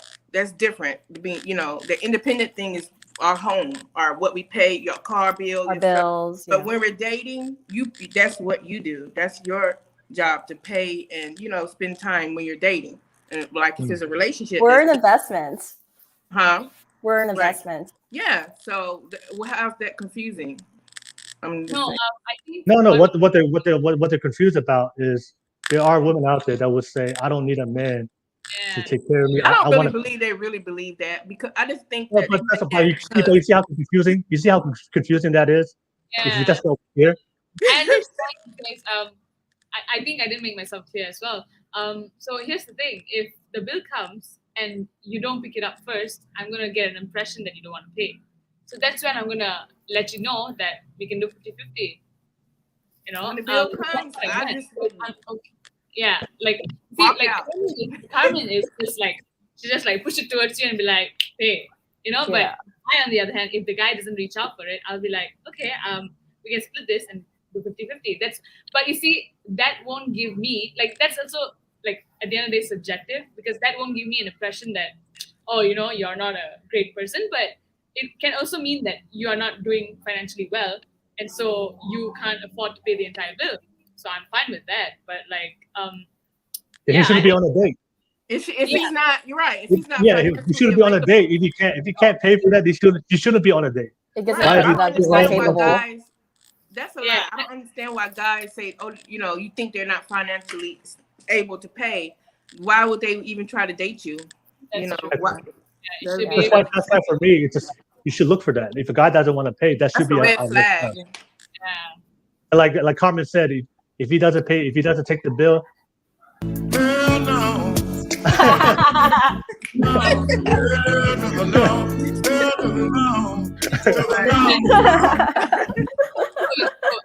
definitely a red flag. Like if he doesn't reach out for it first. It wouldn't be a second date. I just know that. Yeah, and yeah. if you do pay it, then That you would are go setting out that again. standard. Now that's gonna be the expectation moving forward. Yeah. If you pay it, right?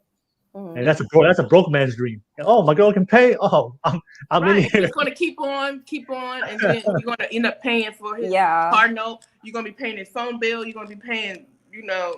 I have friends who are in this situation, and I feel sorry for them because, Right.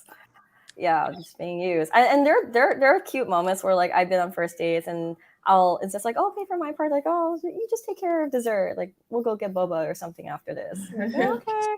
And then like usually I end up paying for like dessert or like the next date, but usually they're like, oh, you just get the next one. So like, it depends on the person. If I like the person, then yeah, like I'm gonna just let them do it. Right. All I'm saying, like, clear. Just be clear. If that's what you want, that you makes him more attractive to you, then just say, hey, I had to pay for everything. If you don't, I don't even want to be with you. And I think that's, for me, that's you should, if that's what you want, you should be able to put that up. Because if that's not what you really want, then I think that's not a good way to start off. Your first date, you're starting off on the wrong foot. But yeah, that's actually a good topic, Thivyah. Thank you for bringing it up. I know that a lot of the fellas had some comments. He said, let me see. He said, TL said, being independent to women is being a productive adult to any man that's worth his salt. That's what he said. And then, of course, TL said, abundance. Fatty said, abundance mindset, fellas. If she wants to enough, she will pay and come back the same. They are capping. They make rules for betas and they break them for alphas. Ladies want to respond to that. He said that you guys will make the unattractive men pay, but then the guys that you're really attracted to, you won't make him pay. Is that true? No. If they're unattractive personalities, then like I won't go on a second date with them, but I'll still like pay for my part. Like I think if you met the guy, if you met the 6 foot, 6 figures, 6 inches guy, and had all the right criteria physically, would you? Well, but what about his personality? And also had a good personality, like a dream guy. Would you compromise on your standards if he had everything? No, definitely won't. I think you see, I'm not gonna end up with this guy for what he looks like. You see, right. if we can look good in pictures, but in real life I won't be happy. So exactly. Yeah, happiness is beyond looks. Beyond like I know so many people like they end up with like rich guys or like good looking guys. And but they're miserable. And I have like those people talking to other guys who actually make them happy. Like it doesn't have to be a huge bouquet of roses. It's just one rose on a date, and like just subtle things. But that's the kind of thing. Like it just has to make you happy. Nah, no. He can look amazing, and I still wouldn't pay. I mean, like it wouldn't give me a different set of rules for him. It's all the same. No worries. I'm just saying that I have seen it for some girls if they'll have certain rules for guys that are very unattractive, and the guy's really, really attractive. That's her dream guy. She'll break the rules. So for a guy that's unattractive, if he's socially awkward, she'd be like, "Oh, that guy's socially awkward." If the guy's very attractive, she's like, "Oh, I like silent men. I like guys that don't talk." It depends on the conversation. They'll change it based on how attractive the guy is. Those kind of women confuse men. it really depends. Like just because like he's tall, good looking, attractive, maybe has a good personality, doesn't mean I'm gonna have good chemistry with him. Like regardless if someone's attractive or not, I'm always going to like say like, hey, let's split the bill. Like here's my card. That's just me. That's me personally. So yeah. All right. No worries. Also, I saw a comment earlier. Like someone was saying that like I'm from Belltown, so like that's why I'm like the way I am. Like first of all, I'm not in Belltown. I live in South Seattle, Rainier Valley. So I'm in a grungy area. Let's just get that straight. All right, get that straight, y'all. Boom. Let him know, Gabi. Let him know. All right, no worries. Yeah, thank you, Thivyah, for that question. I really appreciate that. No, pass it on, Carmen. I know you have some time to think about your question and topic. So, Well, since we're talking about dating, I want to stay on that topic. I want to know when, like, how many dates you have to go on to know that you're interested in that person. Like, people just date like 1 date, 2 days, 3 days, 4 days. You know, it goes on, and when is it going to be like, okay, you start talking differently, like towards relationship wise? Like, when, how many dates is enough? Because 3 dates. Oh, okay. I think again, that's very subjective to the person, because I talk a lot. So I do a lot of like questions. I'm like, okay, truth or truth, like, or like truth or dare, or like question, just like a lot of questions. So like I get to know this person a lot faster, like the whole date and restaurant staying and all that. So I see and I know this person within their like first and second date. So if the third date happens, I'm already interested in this person. But if I'm ghosting you even on the after the first date, okay, you just know that. Make a hit. Because I don't want to be just a serial dater, just dating different, guys, and it's not leading to nothing. At this stage in my life, I want to date for a purpose, dating for a relationship and above, not just date, just everything about me. Okay, then it don't work out. Then meet somebody else and you tell them everything and it doesn't work. And then I want, when does it have to come to an end?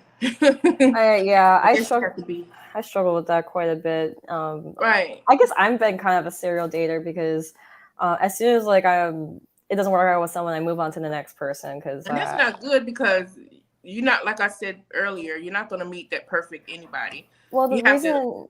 Sorry. Go ahead. Go ahead. Well, the reason why, like I say, I'm kind of a serial dater is because like I do go on dates and try to go more than one with someone that I am want to invest in or like get to know more. But then it doesn't work out after the second or third date, even after the fifth date. And do you keep in contact with them still on the phone, or you just cut them off completely? Like, well, as soon as they say like, oh, like I don't think we mesh, or like, oh, like I'm not a fan that you have genital herpes, like it's not gonna work out. Then I'm like, okay, well, if you don't like me for who I am, then fine. Like I'm moving on. Like I'm not gonna get hung up on somebody. Right. And because that happens so many times, like I feel like I'm wasting my time investing my energy and mental energy into one person. So I've branched out. Like I don't go on like a lot of dates in 1 week. It's very exhausting. But like I will talk to multiple people and like kind of coordinate dates like throughout the month. And that way, like I'm still gonna have fun, have a good time while getting to know people, but not trying to invest in one person. Okay, hold 1 second, y'all. I have to get my charger. Did I go off tangent? I don't know if I got off topic, but yeah. No. So what I want to ask you guys is like, so what qualities? So obviously you said 3 dates, Thivyah, and Gabi, you said it depends on you. But what certain qualities, like what qualities that you look for you to see, okay, this is the things that he's met, he's checked all my boxes. He has the things I'm looking for long term. And yes, that's the thing I'm always interested in. What I have a list. I have a list. She has a list. I don't have a list. I know it at the back of my head. Go for it. Okay. So first things first. On first date, he should not be talking about his ex. Like I think that is like I talking feel about like what? About what? Like his exes. Okay, got you. Yeah, because I think when you're trying to get to know someone, you don't go back, you go front. Like you go talking about your future. What do you do 5 years from now? If I was in your life, like what would it be? And not like, oh, my ex did this, I don't want this, blah blah. You see, that's the kind of thing we can talk about like on the second or third date, because that's when I want to get to know what are your red flags, or like what are things that will upset you. Not like on the first date. That's just a major turn off. But I think that, and then I also I need to know if this person is open to the things I am open to. Like I'm the kind of person that I'm very outgoing. Like I talk to a lot of people. I'm in the acting industry, so like I act with, like, if there's an intimate scene, I have to do it. You know, if this person's okay to my career and stuff like that. And then, of course, the bill paying bit. I mean, yeah. And then how this person talks. Like, I mean, there's a fine line to being rude and being like funny. I don't like if the person is trying to make like stupid jokes, or like they like on the first day. I don't want you to be judging someone on the next table eating, or like the way they dress. That's the kind of thing. Don't, like, see, that's probably what you're doing to me right now as well. But you are not like 100%. You're not like the best thing on earth as well. So who are you to say, right? And yeah, I think it's a lot of it takes, like, he needs to be very respectful. Like, if I know he's not wanting just sex from me, or like just to get intimate with me, that is already a major plus for me. Yeah, because I need to know that the guy likes me for who I am and not what I look like. Okay. Maybe I want- All right, no worries.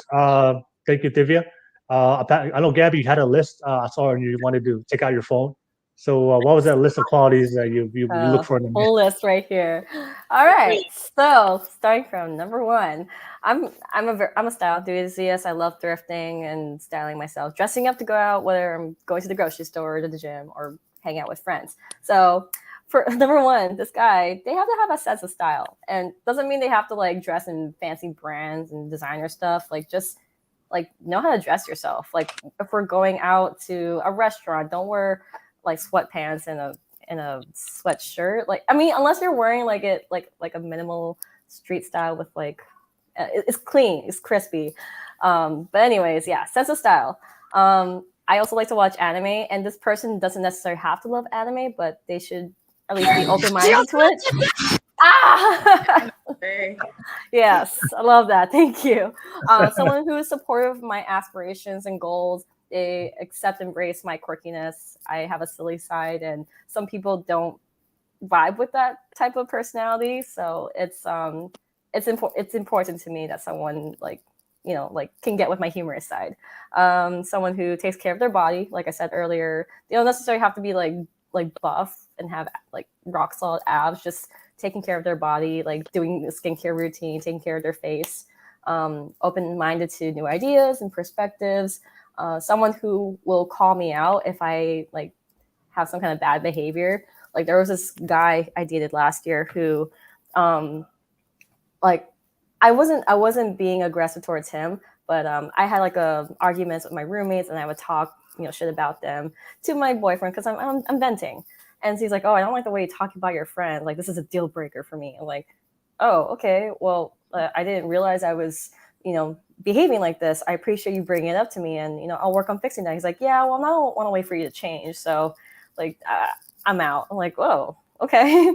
That's, I can change that part about me. Like, I appreciate you bringing it up, but for you to just kind of give up on, like, getting to, or like the relationship we had, like, that's not fair, because there were things about him that, you know, were, you know, a bit of deal breakers, but I overlooked that. So how long were you guys together when you left? We were together for 3 months, but part of it was long distance. Wasn't very long. Yeah, wasn't very long. Yeah, I have a few more on this list, but I don't know if I should keep going at it. It's almost done. Keep going. Okay. Well, take my feedback into consideration. So like with that guy I dated, I took his feedback into consideration, and it wasn't easy getting that. But at the same time, like, you know what, I appreciate you taking the time to let me know that I was acting in not a positive way, and I'm going to work on that. So I would hope that when I give feedback to someone, like, they're going to receive it and take into consideration, like, know that I'm telling this to them because I care about them and want them to be a better person. Someone who is honest from the get-go, like someone who's like me, like I'm upfront about everything about myself, my past. Let's see, preferably someone who is not like too conservative, because I'm a very I wouldn't say I'm very liberal. I'm very moderate. Like, I don't think one thing should be this way or the other. Again, I'm gray. Hi. Oh, hi. That's my friend. Okay, she's making drinks for the party out there right now. So also someone who doesn't pressure me to do things I'm not comfortable with. And like also comes with communication. Like that's something that I have to work on myself. Like letting this person know, hey, I'm not comfortable with like having. Can I have your permission? To what? Oh, thank you. That's one of my good friends. Someone who checks on me to see how I'm doing once in a while. So like going back to like the texting thing, like we don't have to text every single minute of the day, but like it's nice to, be checked on. And also someone who likes cats.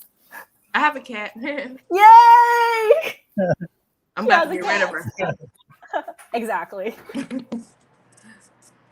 All right. Is that it? That's the whole list, Gabi? Yes, that's my list. All right, no worries. All right, thank you so much. Special guest. Thank you for that list. Yeah, appreciate that. Thank you so much. And let me pass it to you, Carmen. Yeah, Carmen, when you I know when you have to get your charger, I asked the ladies what certain I know you said that there's a certain amount of dates that you take. A lot of women will take before they finally know if they really like a guy long term. But what qualities do you look for specifically as you date the guy? Like what specific things do you look for to know, okay, this is the right guy for me, and I do see a future with him long term, and I want to be with him. Like what certain qualities do you look for? Someone who's, I wouldn't say religious, but believe in God, put God first. Someone who's family oriented. Someone who, I didn't even write a list. I'm just going by my head. Yeah, go ahead. Someone who's caring, giving. Are we talking about physical or just in general? Whatever comes to mind. That's important to you. I don't have a long list like Gabi, but so just someone who's we have chemistry. Someone who's willing to go forward and pursue a relationship and beyond.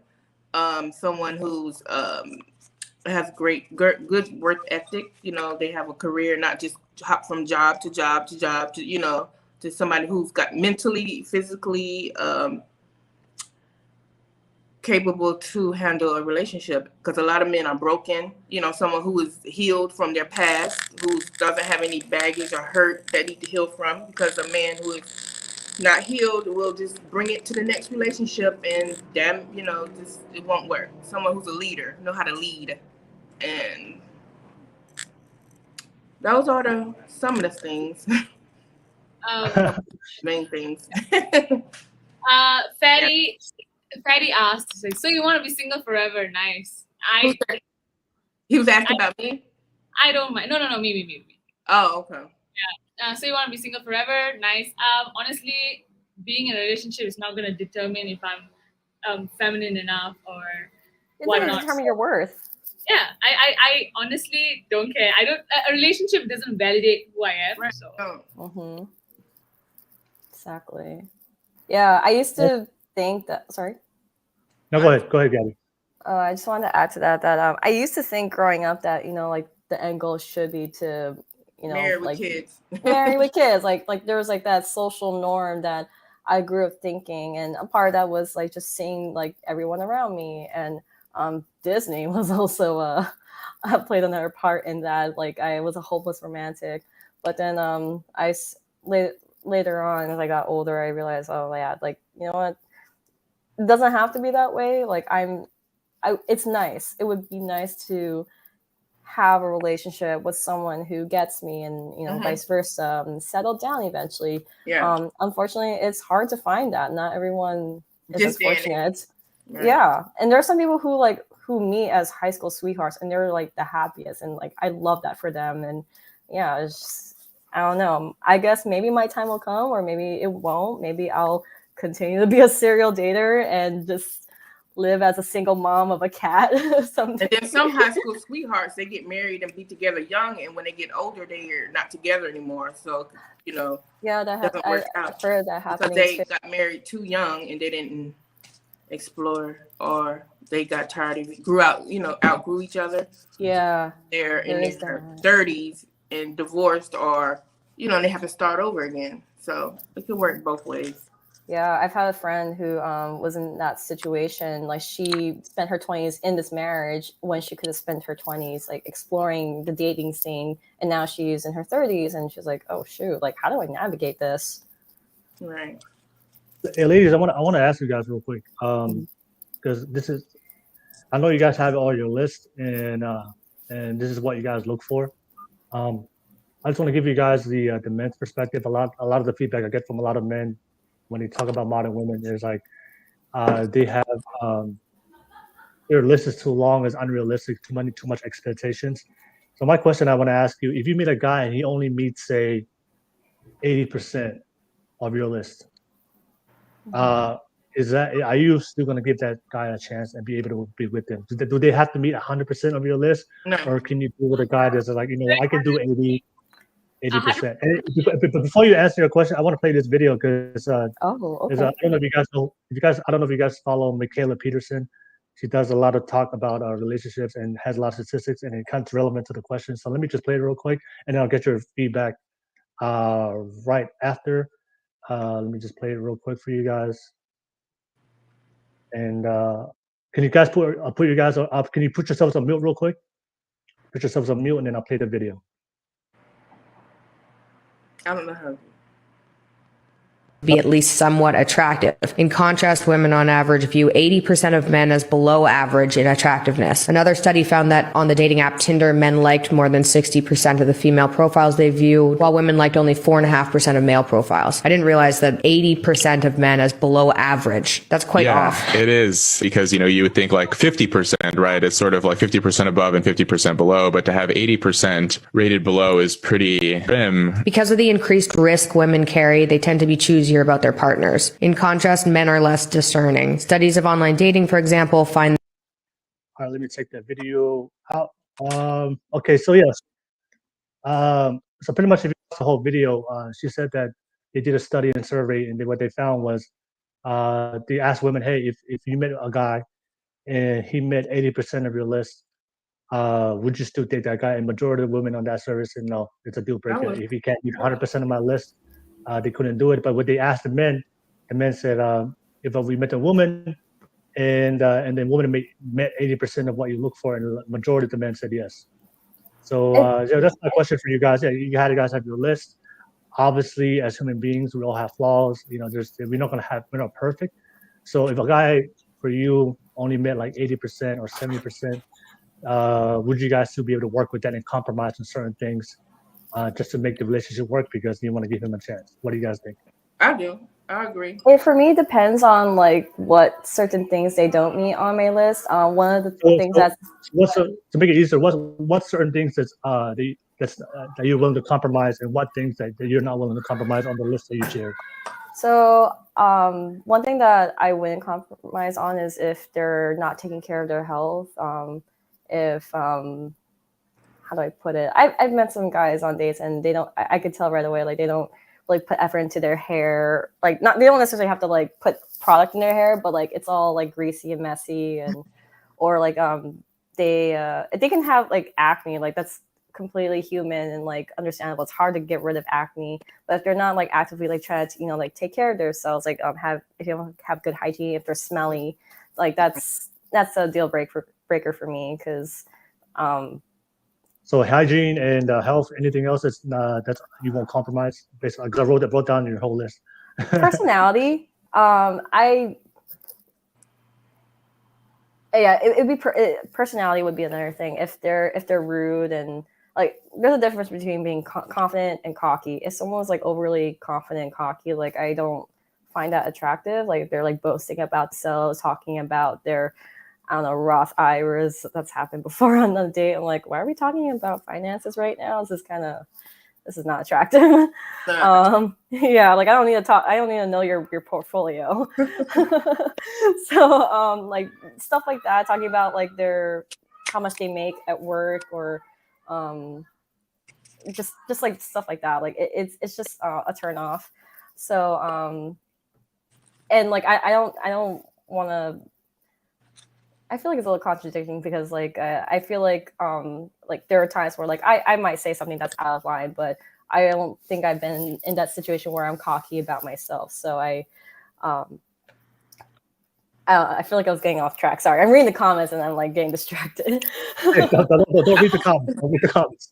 Yeah, don't read the comments. Yeah, so basically, like personality wise, if they're not, if I don't find it appealing, then I don't really want to go on a second date just because like it's not a fit for me. Like I don't want to have to tell this person like who I'm just meeting like, hey, I don't really like this about you. Like I'm gonna wait for you to change. But like if it's like small things like, you know, like my ex last year who was saying like, oh, I don't like the way you talk about your friends, I'm just gonna dump you. Like, well, like this is like one instance. It's not like I do this all the time.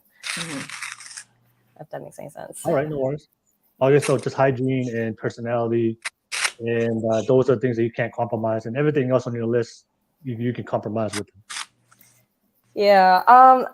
So I something I didn't add to my list was about the financial thing, and so I'm just looking at someone's comment, which I'm not supposed to do, but yeah, the financial thing, like it doesn't matter if they make six figures or not. Like if they can at least take care of themselves, if they're like financially stable, like they pay their bills on time and they're not racking up a whole lot of debt or like gambling a hell of a ton. Like it's, yeah, like that's something that like. Do you prefer him to like pay 50-50 of the bills? You guys split, or if you pay more than he does, that'll be a problem, even though he pays, you know, he has a job, but it's not a high paying job. So you end up paying more. Yeah, I think it was Thivyah who might have mentioned it, but like if they're the kind of person who can afford to do it, like if they're working as an engineer or a doctor, then yeah, I do kind of expect them to take care of it. But if they're working like around my salary, I make around $50K a year, like before taxes. Like I understand, like yeah, like I don't expect them to pay all the time, because like I'm in the situation where like I don't go out to fine dining all the time. Like I cook a lot at home. So are you talking about when you're dating someone or when you're in a serious relationship? When I'm dating someone or if I'm in a serious relationship, because the guy I did last year. Your bills anyway when you're just dating. I think that's more towards like a relationship. Don't you think? Good to know, right? It's good to know why you're dating, because that's gonna lead into the relationship. Yeah, but if you're not interested in just talking, there's no point of having that conversation. If you're, well, yeah, I mean, if you're dating, like if the woman is, if you're multiply going on dates with a guy, obviously you're interested, right? If you keep going on dates, okay, have to at some point, as you guys go on more dates, spend more time together in the dating phase, especially if the more you do want to know, because okay, you're spending more time. This is probably going to lead to something. I should know where he stands out financially, just in case if I do want to go serious, right? But yeah, thank you, Gabi, for sharing that. Carmen, same thing with you. Are there certain things? What are the things that you're not willing? If the guy's not consistent in his actions, that's a big turnoff for me. Like when you first meet him and he's doing everything right, or not right, but just what you expect, and then he change. I can't compromise with that. Somebody who's not consistent, because the way you met me, was that real or was it fake? I need to know the real you and continue to be that way. So I think consistency has been the big problem with, dating somebody, because they're like 2 or 3 weeks is somebody different. Yes, that has happened to me so many times. Like we're talking a lot, they're chasing you, and then as they have you, they're like, oh, like this is kind of they get comfortable because they know you're not okay. I was like, is this me? Oh, it's annoying. Yeah, they get comfortable and they feel, oh, okay, I got her. She's not going anywhere. So they stop doing, or they figured you'll be there anyway and stop calling, stop taking you out. And no, it has to be consistent. Especially when you're, in a dating phase. It has to be. Okay. Are there certain things that he has to be, Carmen, that there's certain things, there's certain areas of his life he has to be absolutely consistent. And there are other areas of his life that he doesn't really have to be consistent. You can kind of compromise, like maybe say his health, like he's consistent financially. He got his money together, but his health, he's not really consistent. Like older, so he should be at an age where he's financially stable if you're dating anyway. So he has to be financially stable, able to take care of himself. Health-wise, because I know I go back and forth with health too. As long as he's willing, like if he's a few pounds overweight, let's go to the gym, and if he's open with it, we'll go together. So you can change that. Sometimes a guy needs like a booster or help. So yeah, you can, if he's a little overweight, then we can work on that, together. Or say we'll go out together, but his finances got to be in order, and yeah, that's all right. Because I feel like finances, if you're over the age of 30, what are you doing? You know, like you don't need to be dating anybody. Get yourself together.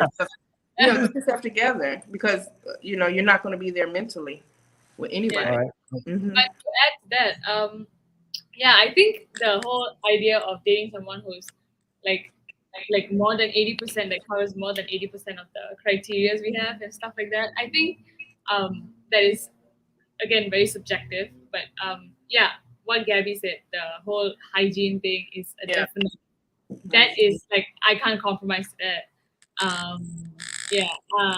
And then what Carmen said with the whole what was it? Consistency. Yes, consistency. And then I think for me, I would add that I want him to put in the initiative to get to know my family, because I am very, very close to my family. So I need him to just fit in. Like my mom is the kind of person that you can drink with, and my grandmother is someone you can chill with, and my brother is someone you can game with. So like the person needs to like get to know my family, not just me. Like I think if that happens, like he puts in the effort for my family as well, that would be a yes for me. Yeah. So what if your family doesn't like him? Well, to be honest, if my family doesn't like him, it's a no for me, because I think the thing is, my family is the kind of family that they would never say no to me. Like if I like it, I go for it. Like there's never a time that I can remember that my mom has said no to something I really want.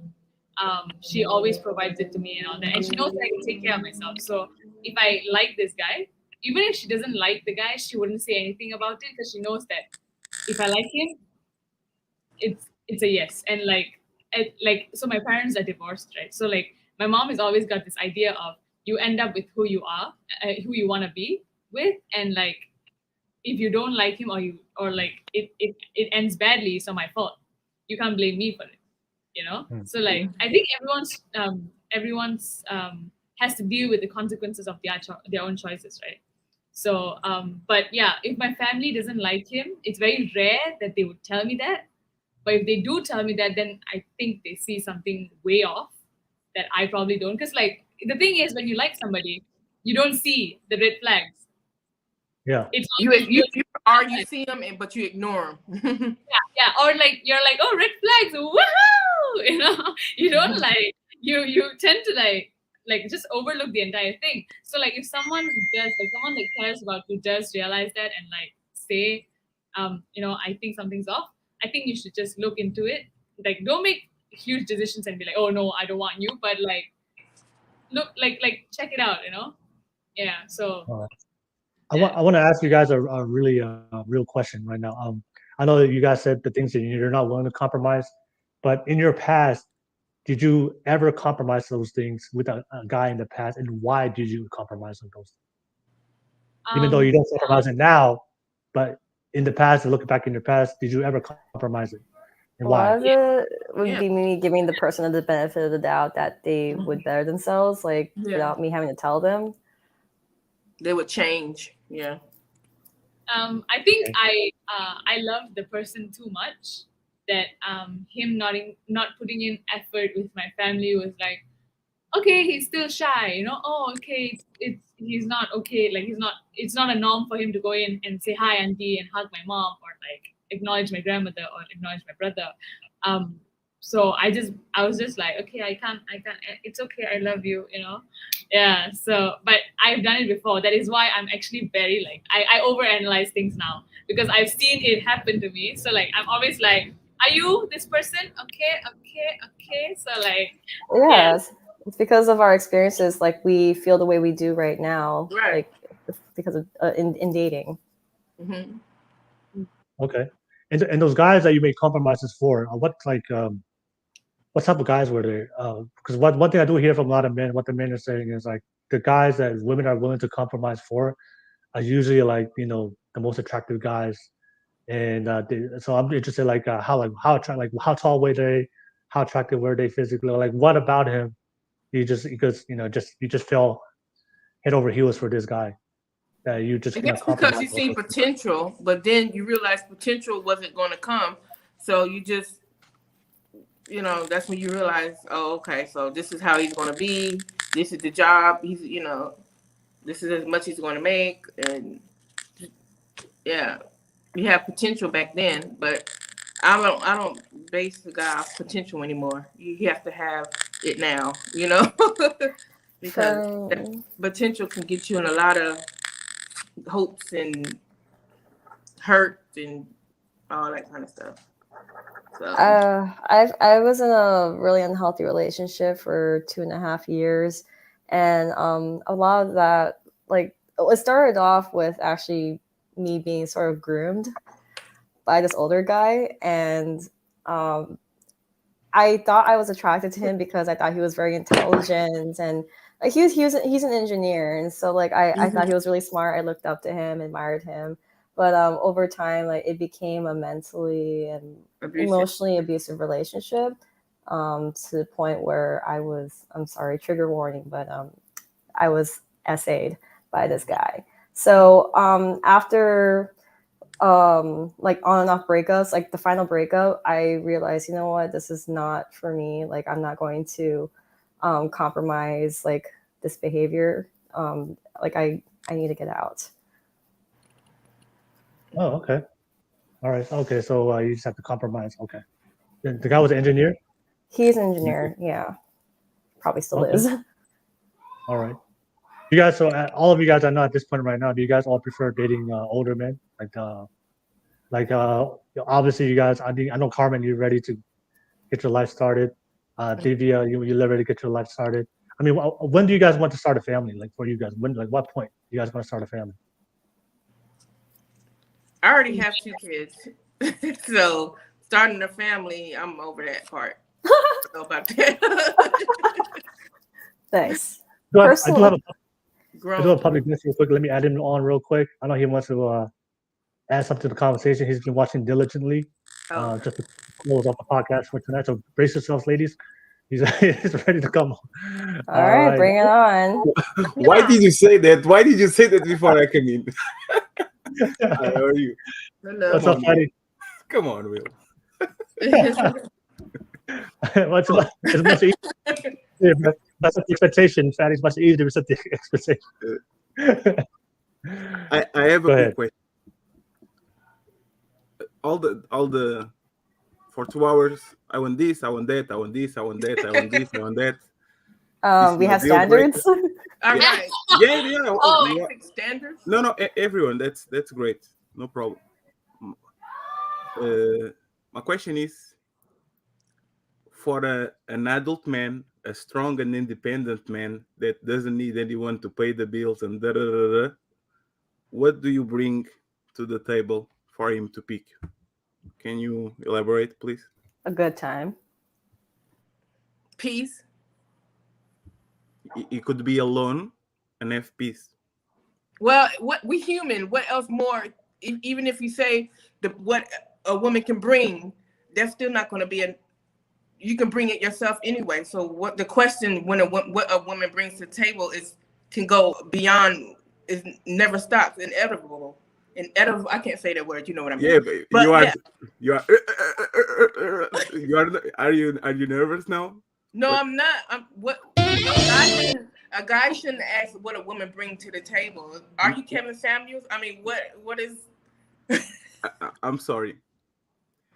If you have standards, and I said before we started talking that you are right to have a conversation for 2 hours about what you want. 2 hours, not 3 minutes, not 7 minutes, 2 hours. And now I came here and say what you bring to the table. We can talk about that. You shouldn't be asked that. Why? Because you said, oh, I said peace, and you said you can get that anywhere. So no. I didn't say that. If I'm single, I already have peace. If I'm bringing to your life, you already have love. You already have this. You already have that as well. No. So what's the magic word? Don't put it on me. It's on you. What do you bring to a relationship? It's not about me. It's about you. She said at the time, Gabi. Well, I can tell you what I provide for the sugar daddies who I spend time with. No. is- This is I bring that's a moral business support. arrangement. I bring moral support. I bring peace. I bring I'm not talking about physical. I'm talking about, you know, mental. I could be a help. Why are you laughing? I could be a help me. I mean, I'm not supposed to be the leader. I can help you. Companionship is another thing. Mhm. And like, yeah. I think I don't go with an expectation on what he has to offer me or what I have to offer him. But if that's the case, I have myself to offer him. Like I will give you my entire world. Like there's no magic word. Yeah, there's no happiness. There's no time. There's no money. I want to provide to you. When you come into my life, you'll have everything that I have. So let me see. Let me see if I get this right. He has to meet a bunch of criteria, like specific criteria. Oh, sorry. Okay, so realistically, right? To be with you. Yeah, realistically. There are criteria that guys set for us as well. You see, in Malaysia, where I like, okay, so I'm Malaysian, right? So I know a number of guys that are like, oh, needs to. Oh, hi. She needs to look this way, or like she can have short hair. She needs to be this tall or this short, or like have nice body and stuff like that. So like realistically, we all have these criterias and like stuff we set for, like an expectation we have for everybody, right? But then again, we don't end up with these people because we know that these expectations are just like a fantasy kind of thing. Like, oh, we want our Prince Charming to look this way or to be this way. But like we're all human anyway. So like there is no this person can be 100% my soulmate. Like you see, you can be in a perfect marriage and still have arguments because you're not going to be a perfect fit. I'm sorry to interrupt you. You keep deviating talk about you. What do you bring? What do you bring? Let me talk about me.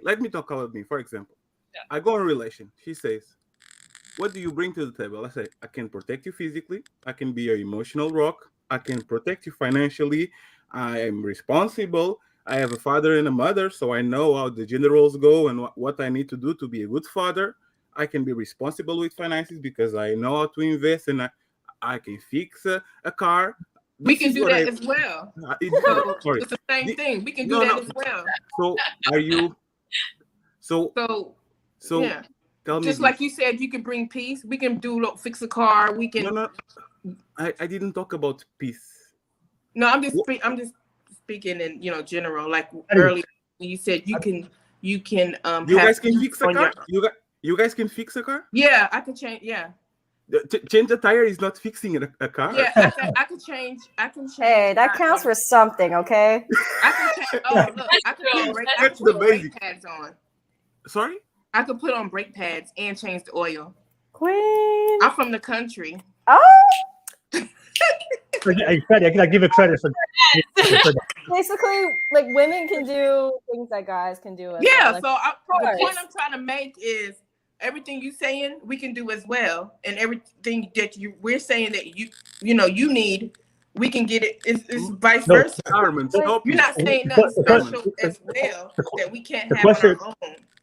The question what Fatty's trying to say is, what do you bring to the? So when I asked you this podcast, what do you guys want, right? So from the men's perspective, everything that you guys said, they understand. Okay, this is what the women are saying.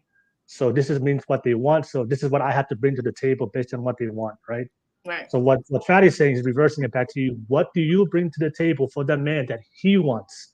Know what you want, what he wants. So can you make a list of things that you bring to the table of what he wants? Oh, obviously you can fix the car.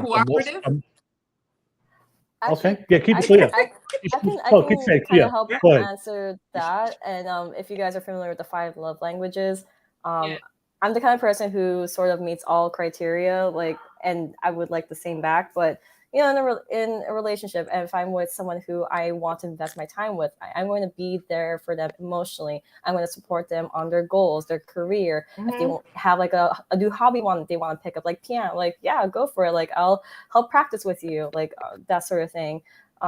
someone who, if they're sick, like I'm going to help take care of them. All those like little things and big things. Like I think that's the things that are not too much to ask for is what I would provide in, But in do the you relationship. think don't you think that's like a big contrast between like in anime, like in cats? Like it seems like, for example, your list, you're trying to get excuses to disqualify the guy, like putting like very little things, like he needs to wear shoes 9. Well, the reason why I have those little things is because I've been in a lot of relationships, dating experiences where guys were a certain way that I didn't like, or there were certain things about myself that I want for myself. So you And think so there's a that's guy why. out there? You think there's a guy out there that can put everything you put on the list, like on that list that you put there? Like that's why. There's never 100%. Yeah, we're not 100%. It's just the expectation we know is not realistic to live by, but at least achieving 80% is like the best you could ask for. And even that, like we can compromise to certain things, but we've already mentioned the things that we we can't compromise to at all. So yeah, I mean, if the person is allergic to cats and we can't have a cat if we live together, like I can live with that. I can go to the cat cafe, which I do on my own time right now. But you see, the problem is this: when men do a list, they do a correct list. This is what they want. A correct list? Yeah. I will tell you why. When you make a list, right, and you say, these are the deal breakers. I won't date you if you have this. And then after the guy gets to you, if he's hot enough, if he has money enough, if he's tall enough, you start to say, oh, maybe I can tolerate this. Maybe I can tolerate that. That's maybe because we're not constricted to our list entirely. Yeah, because we are willing to make adjustments, as we hope someone would be willing to make adjustments for us. But that means the list is bullshit. That means the list doesn't matter. Like, no, the list is a guideline for us. Did you? There's nothing wrong with having guidelines. I will ask you this question and shut up. A little bit of After this, structure. I will shut up. I will ask you this question and shut up. Have you ever had a relationship or sex with someone that didn't pay for dates, didn't like anime, didn't do any single thing? You just find him out and he got what you wanted and everything was fine. Did you ever did that? Wait, can you rephrase that? What he's saying? What he's saying is, did you guys ever had sex with a guy that had nothing on your list? Yeah, but that was before I made my list. Right, and she learned from it. Well, yes, learning from experiences. Mm-hmm. But for a lot of men, that's very contradictory. You know, that's why I said in the beginning, like a lot of women will have a list, but they will make compromises for certain men, but then they will make it harder for certain men. And this is what I'm just saying this from the men's perspective. That's what we see. A lot of women say, I have a list, but then we see the type of men you have sex with. You don't have no list for them. But again, then when comes along, back to what I said before, it depends on personality. You learn from your mistakes, or you learn from your past. And now you have a list because you don't want to do the same thing you did before. But that's why you have, You know what's funny in the middle of this? There's no single woman at 20 that doesn't say, I want someone that is honest, that speaks to me, that does this and does that, and that is like has all the good qualities that women at 30 still say, but they constantly break the rules. You guys didn't learn. The time is different now. Do you break your rules? Do you keep your rules? Right. I have my rules to the minimum.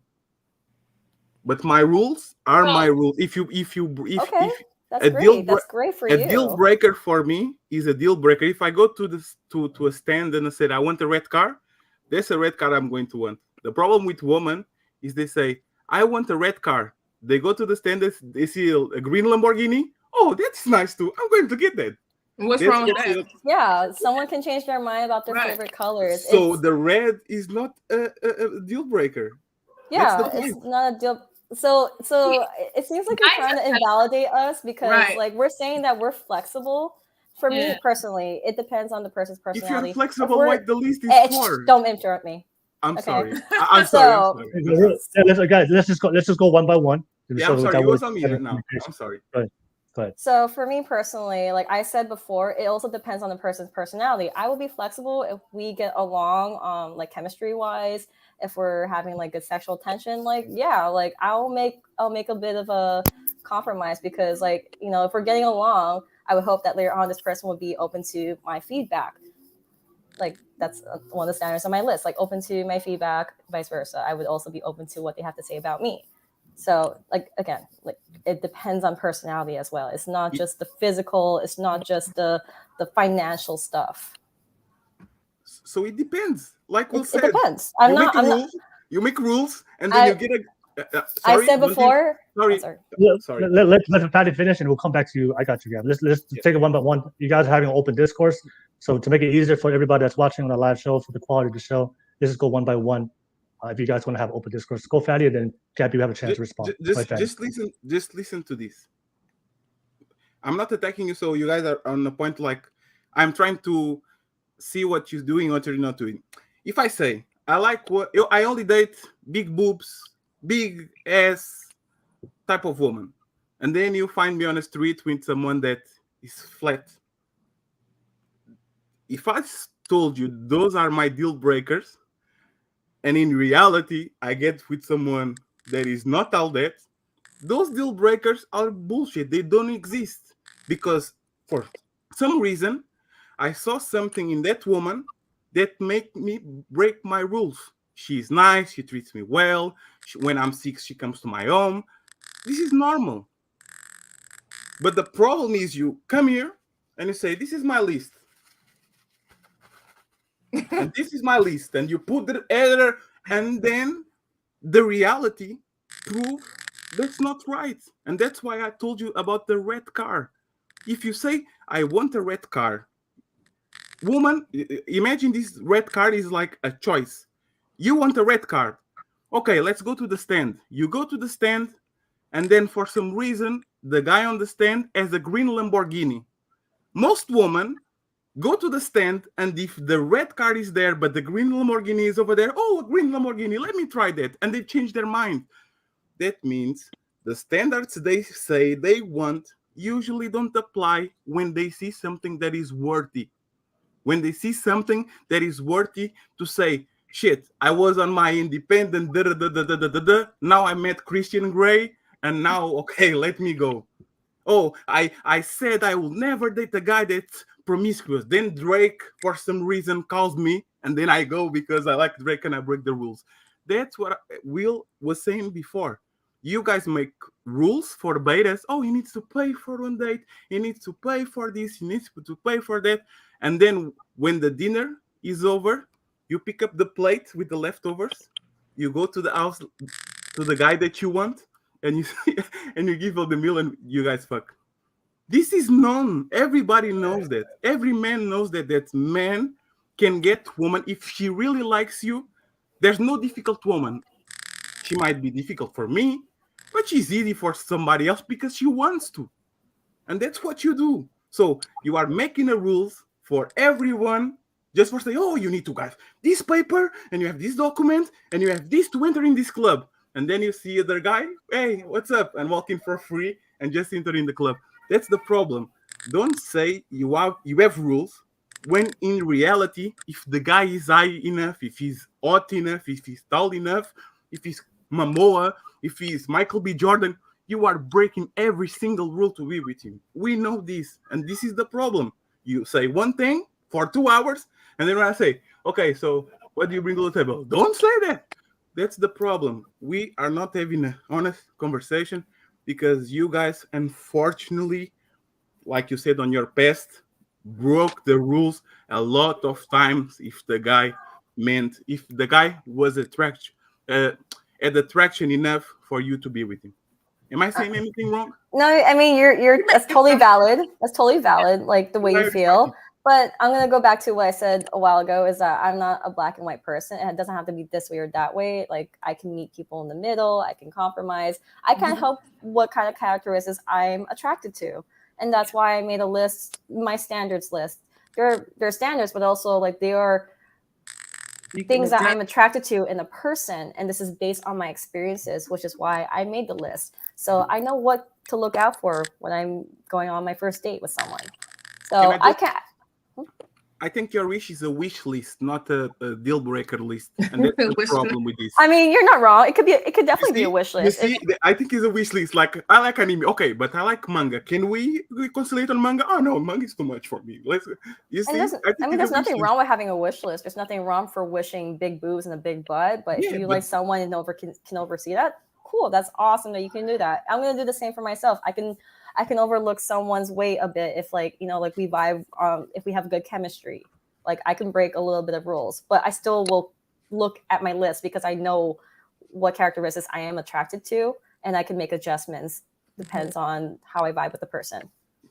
No worries. Thank you, Gabi. Carmen, did you want to add on to what the that discussion? I mean, he makes sense. I mean, what he said, I agree with most of when he put it like that. I agree with some of the things he said. But there's nothing wrong with having a list. But like I said, you can, it's just a guide to show. You never know who you're gonna meet. You might change. Like I had a list. Like I never read from a list. I don't have a list. Like when I was younger, he had to be over 6 feet. Blah blah blah. Like I said, as the years changed, I was like, oh, okay, well maybe he could just be my height. We can be eye to eye. That's workable. So it changes throughout the years. Especially if you're still single and your long list that you had when you was younger, it gets shorter and shorter and shorter, and then you just don't have one. You just go by character and the person. And the So financial. I don't even have a list. So I And was the financial. Let's not forget the financial. Let's not forget the financial. Pass it to Thivyah. All right. Thivyah, what was your? Did you add on to the conversation, Thivyah? Yeah, I wanted to say that I think I don't know about Ferry, but like I've met like a lot of guys that are actually settlers, and like they settle for like the bare minimum of what they can get. I don't know why is that, but I also think that so here's the thing, right? Like when I said that I ask guys out, it was very shocking because it doesn't really happen at least in my culture, right? So when I ask a guy out, it seems like I'm desperate. I'm just interested in the guy, And like guys, on the other hand, like any girl, and they'll hit on any girl, and whatever they get is they're okay with that, But I don't know about Fatty or you, Will, but like I'm talking about like, so I don't think it's wrong for girls to have a wish list because guys can have a wish list as well, but they're just like sellers, like they settle for like whatever they get, I think depends on the guy. If the guy has options, you have to compete too. We compete for everyone. It's normal that you guys have more demands. You are more selective. That's true. Yeah. But the thing is not. I know. I get it. Like, I get what you mean, and like that's completely. Like, if I wanted a red car and I see the red car and I see a green Lambo, I'll obviously go for the Lambo because like I mean I'm not settling for anything. But that's the thing. We are as open as you are. We are as that open too. But like then again, I'm not speaking for Carmen or Gabi. I'm speaking for myself because we all are different women and we like different things. Right. So yeah. Libya says so. What? So all we're saying, like I don't have a problem with women having preferences. We should have preferences. We should have standards. All we're saying is oftentimes from what we see from the men's perspective in the modern dating world, is oftentimes a lot of women have this list. There's like this list of things that they want. But the thing is, what we see is oftentimes that they're not consistent with that list with every type of guy. So certain guys they need 100% of that list, and then certain guys they don't have to meet the list at all. But for men, we're very straightforward. That's why we had the conversation in the beginning. Like, do you prefer to date? Do you prefer him to pay the bill, even though you know to pay? And a lot of you guys find it how to answer. Like, I can pay my bill, but I was just like, what's the direct answer? Do you want him to pay the bill, or do you want to pay half? And they were like, well, I can pay half, but I prefer him to pay the bill. So it's often confusing from the men's perspective. And as far as the list for men, Fatty, I can speak on behalf of the men. I think most men, majority, has 3 things that he looks for in a woman. And Fatty, correct me if I'm wrong with these 3 things. Most men in this world just want food, sex, respect. That's it. Sex, sandwiches, and silence. The three S's. That's That's it. great. It's to them. So everything else compromisable. Everything else I can compromise. Good, if you can feed me, if we have good sex, and then you can respect me as a man, respect me as a leader, let me be the man, and that's all. Like I said, everything else is compromisable. But if you talk to most men, it's pretty much how our discussions go. But when you talk to women, that they have like different lists, so that's why it's a difference when you talk to both sides. But that's why we have this conversation. So. But at the end of the day, ladies, thank you for having that open conversation and having the open discourse with Fatty. We have come to the end of the podcast. Thank you so much. Thank you for everybody on the live chat. I see a new face right now, the literary witch. She just jumped on for the first time. I've never seen her before. She said that I think she's a female. I don't have a list. Just 3 or 4 things that needs to be the same. Thank you so much, Literary Witch. Thank you so much for being on the podcast for the first time. I just see you for the first time in the live chat. Shout out to you. But ladies, thank you so much for having the open conversation. And I told you guys, some guys will come on here and challenge out you guys on what was it's actually good. I appreciate Fatty's, perspective and your perspective as well, Will. It definitely got me thinking a little more about how I go about dating. But I still believe what I do about my standards, my list, and I'll respect your guys'. That's preferences. perfect, and it was well deserved. You did that. You did really well. And Carmen, if we were married, I will change the light bulb that is above you, making. Gabi, Gabi put that. What did you say? For your information, the light bulb. I know. I will change information. You wasn't on here, but my ring light went out, so I had to use an old lamp. No, that's no problem. I can change the light bulb. You can fix that. I'm just fucking with you. I know. All right, no worries. But thank you so much, everybody. Shout out to the live chat, man. Shout out to you guys. Thank you for watching the entire time and dropping your feedback on your comments on these beautiful ladies tonight. Ladies, thank you so much for being on this show, for having some interesting conversations, and also being open enough to have open discourse with other people as well, especially Fatty. But ladies, we've come to the end. I want to ask you guys real quick, what's your takeaway from tonight's podcast? What did you take away from it? What did you learn? And also, how can people find you? If so, you can drop your social media handle so that way people can find you if they want to support you as well. Our style would do Gabi. Gabi, what'd you take away? What'd you learn? And how can people find you? Well, the takeaway I got from this was that I guess, it is a little confusing, hearing from me, that I like certain things a certain way, but I also want this. And communication is important, but also being clear and straightforward on what you want is key in dating. So that's that. All right. How can people find you, Gabi? How can people find you? Oh, how can people find me? Well, I have an Instagram. It's gabo.baggins. So it's spelled like Bilbo Baggins, like Lord of the Rings, but gabo.baggins. All right. No worries. Thank you, Gabi. And Carmen, same thing. What'd you take away from tonight's podcast? Thank you for tuning in all the way from the East Coast. And how can people find you?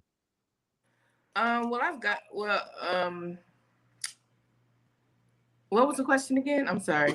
It's late. I'm sorry. No worries. What'd you take away? What'd you take away from tonight's podcast? Yeah. I realized that I prefer to listen to men's advice when it comes to dating on what they want versus women, because we tend to make a long list, unrealistic. Now that I've heard from Fatty and his perspective, but in men in general, I prefer to listen to men when it comes to dating and knowing what they want specifically versus what a single woman want, if that makes sense. Man, you know how that sounds like to me? Right. What does that mean? I think I know what you mean, Carmen, because for us, speaking gospel. to listen to what men want, that's gospel for a lot of. Is that cap? I mean, I don't know. No, that's true. That's true. You went to the epiphany moment. Like, Okay. okay. Oh, okay. Yeah. Yeah. How can people find you, Carmen? How can people find and support you? I'm on Instagram, Carmen's _, hair crew. My bulb went out. See, he need to come and fix it. Carmen's with a Z _ hair creations on Instagram. That's All right, no worries. Thank you so much, Carmen. Yeah, definitely support her as well. Thank you for tuning in. And last but not least, all the way from Malaysia, Thivyah, go ahead. What'd you take away from tonight's podcast, and how can people find you?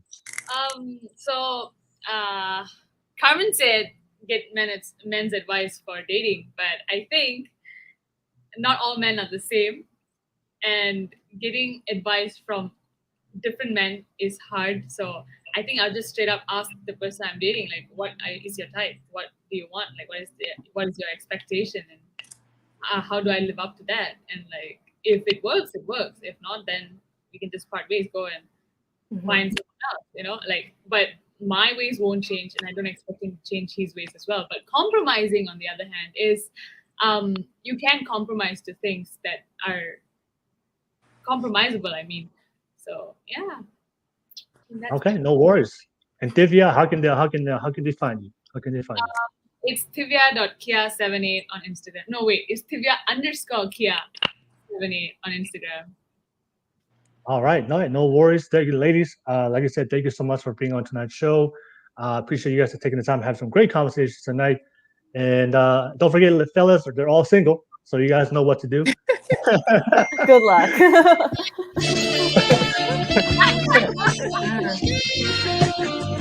All right. But yeah, we do this every single Saturday. So if you missed the show tonight, definitely watch it from the very beginning. And of course, if you love the content, smash and press that like, subscribe button real quick. I'll see you guys next week. Ladies, you guys have a good night and good morning to you, Thivyah in Malaysia. All right, have a good night, y'all. Peace. Good night. Bye. Bye-bye, guys.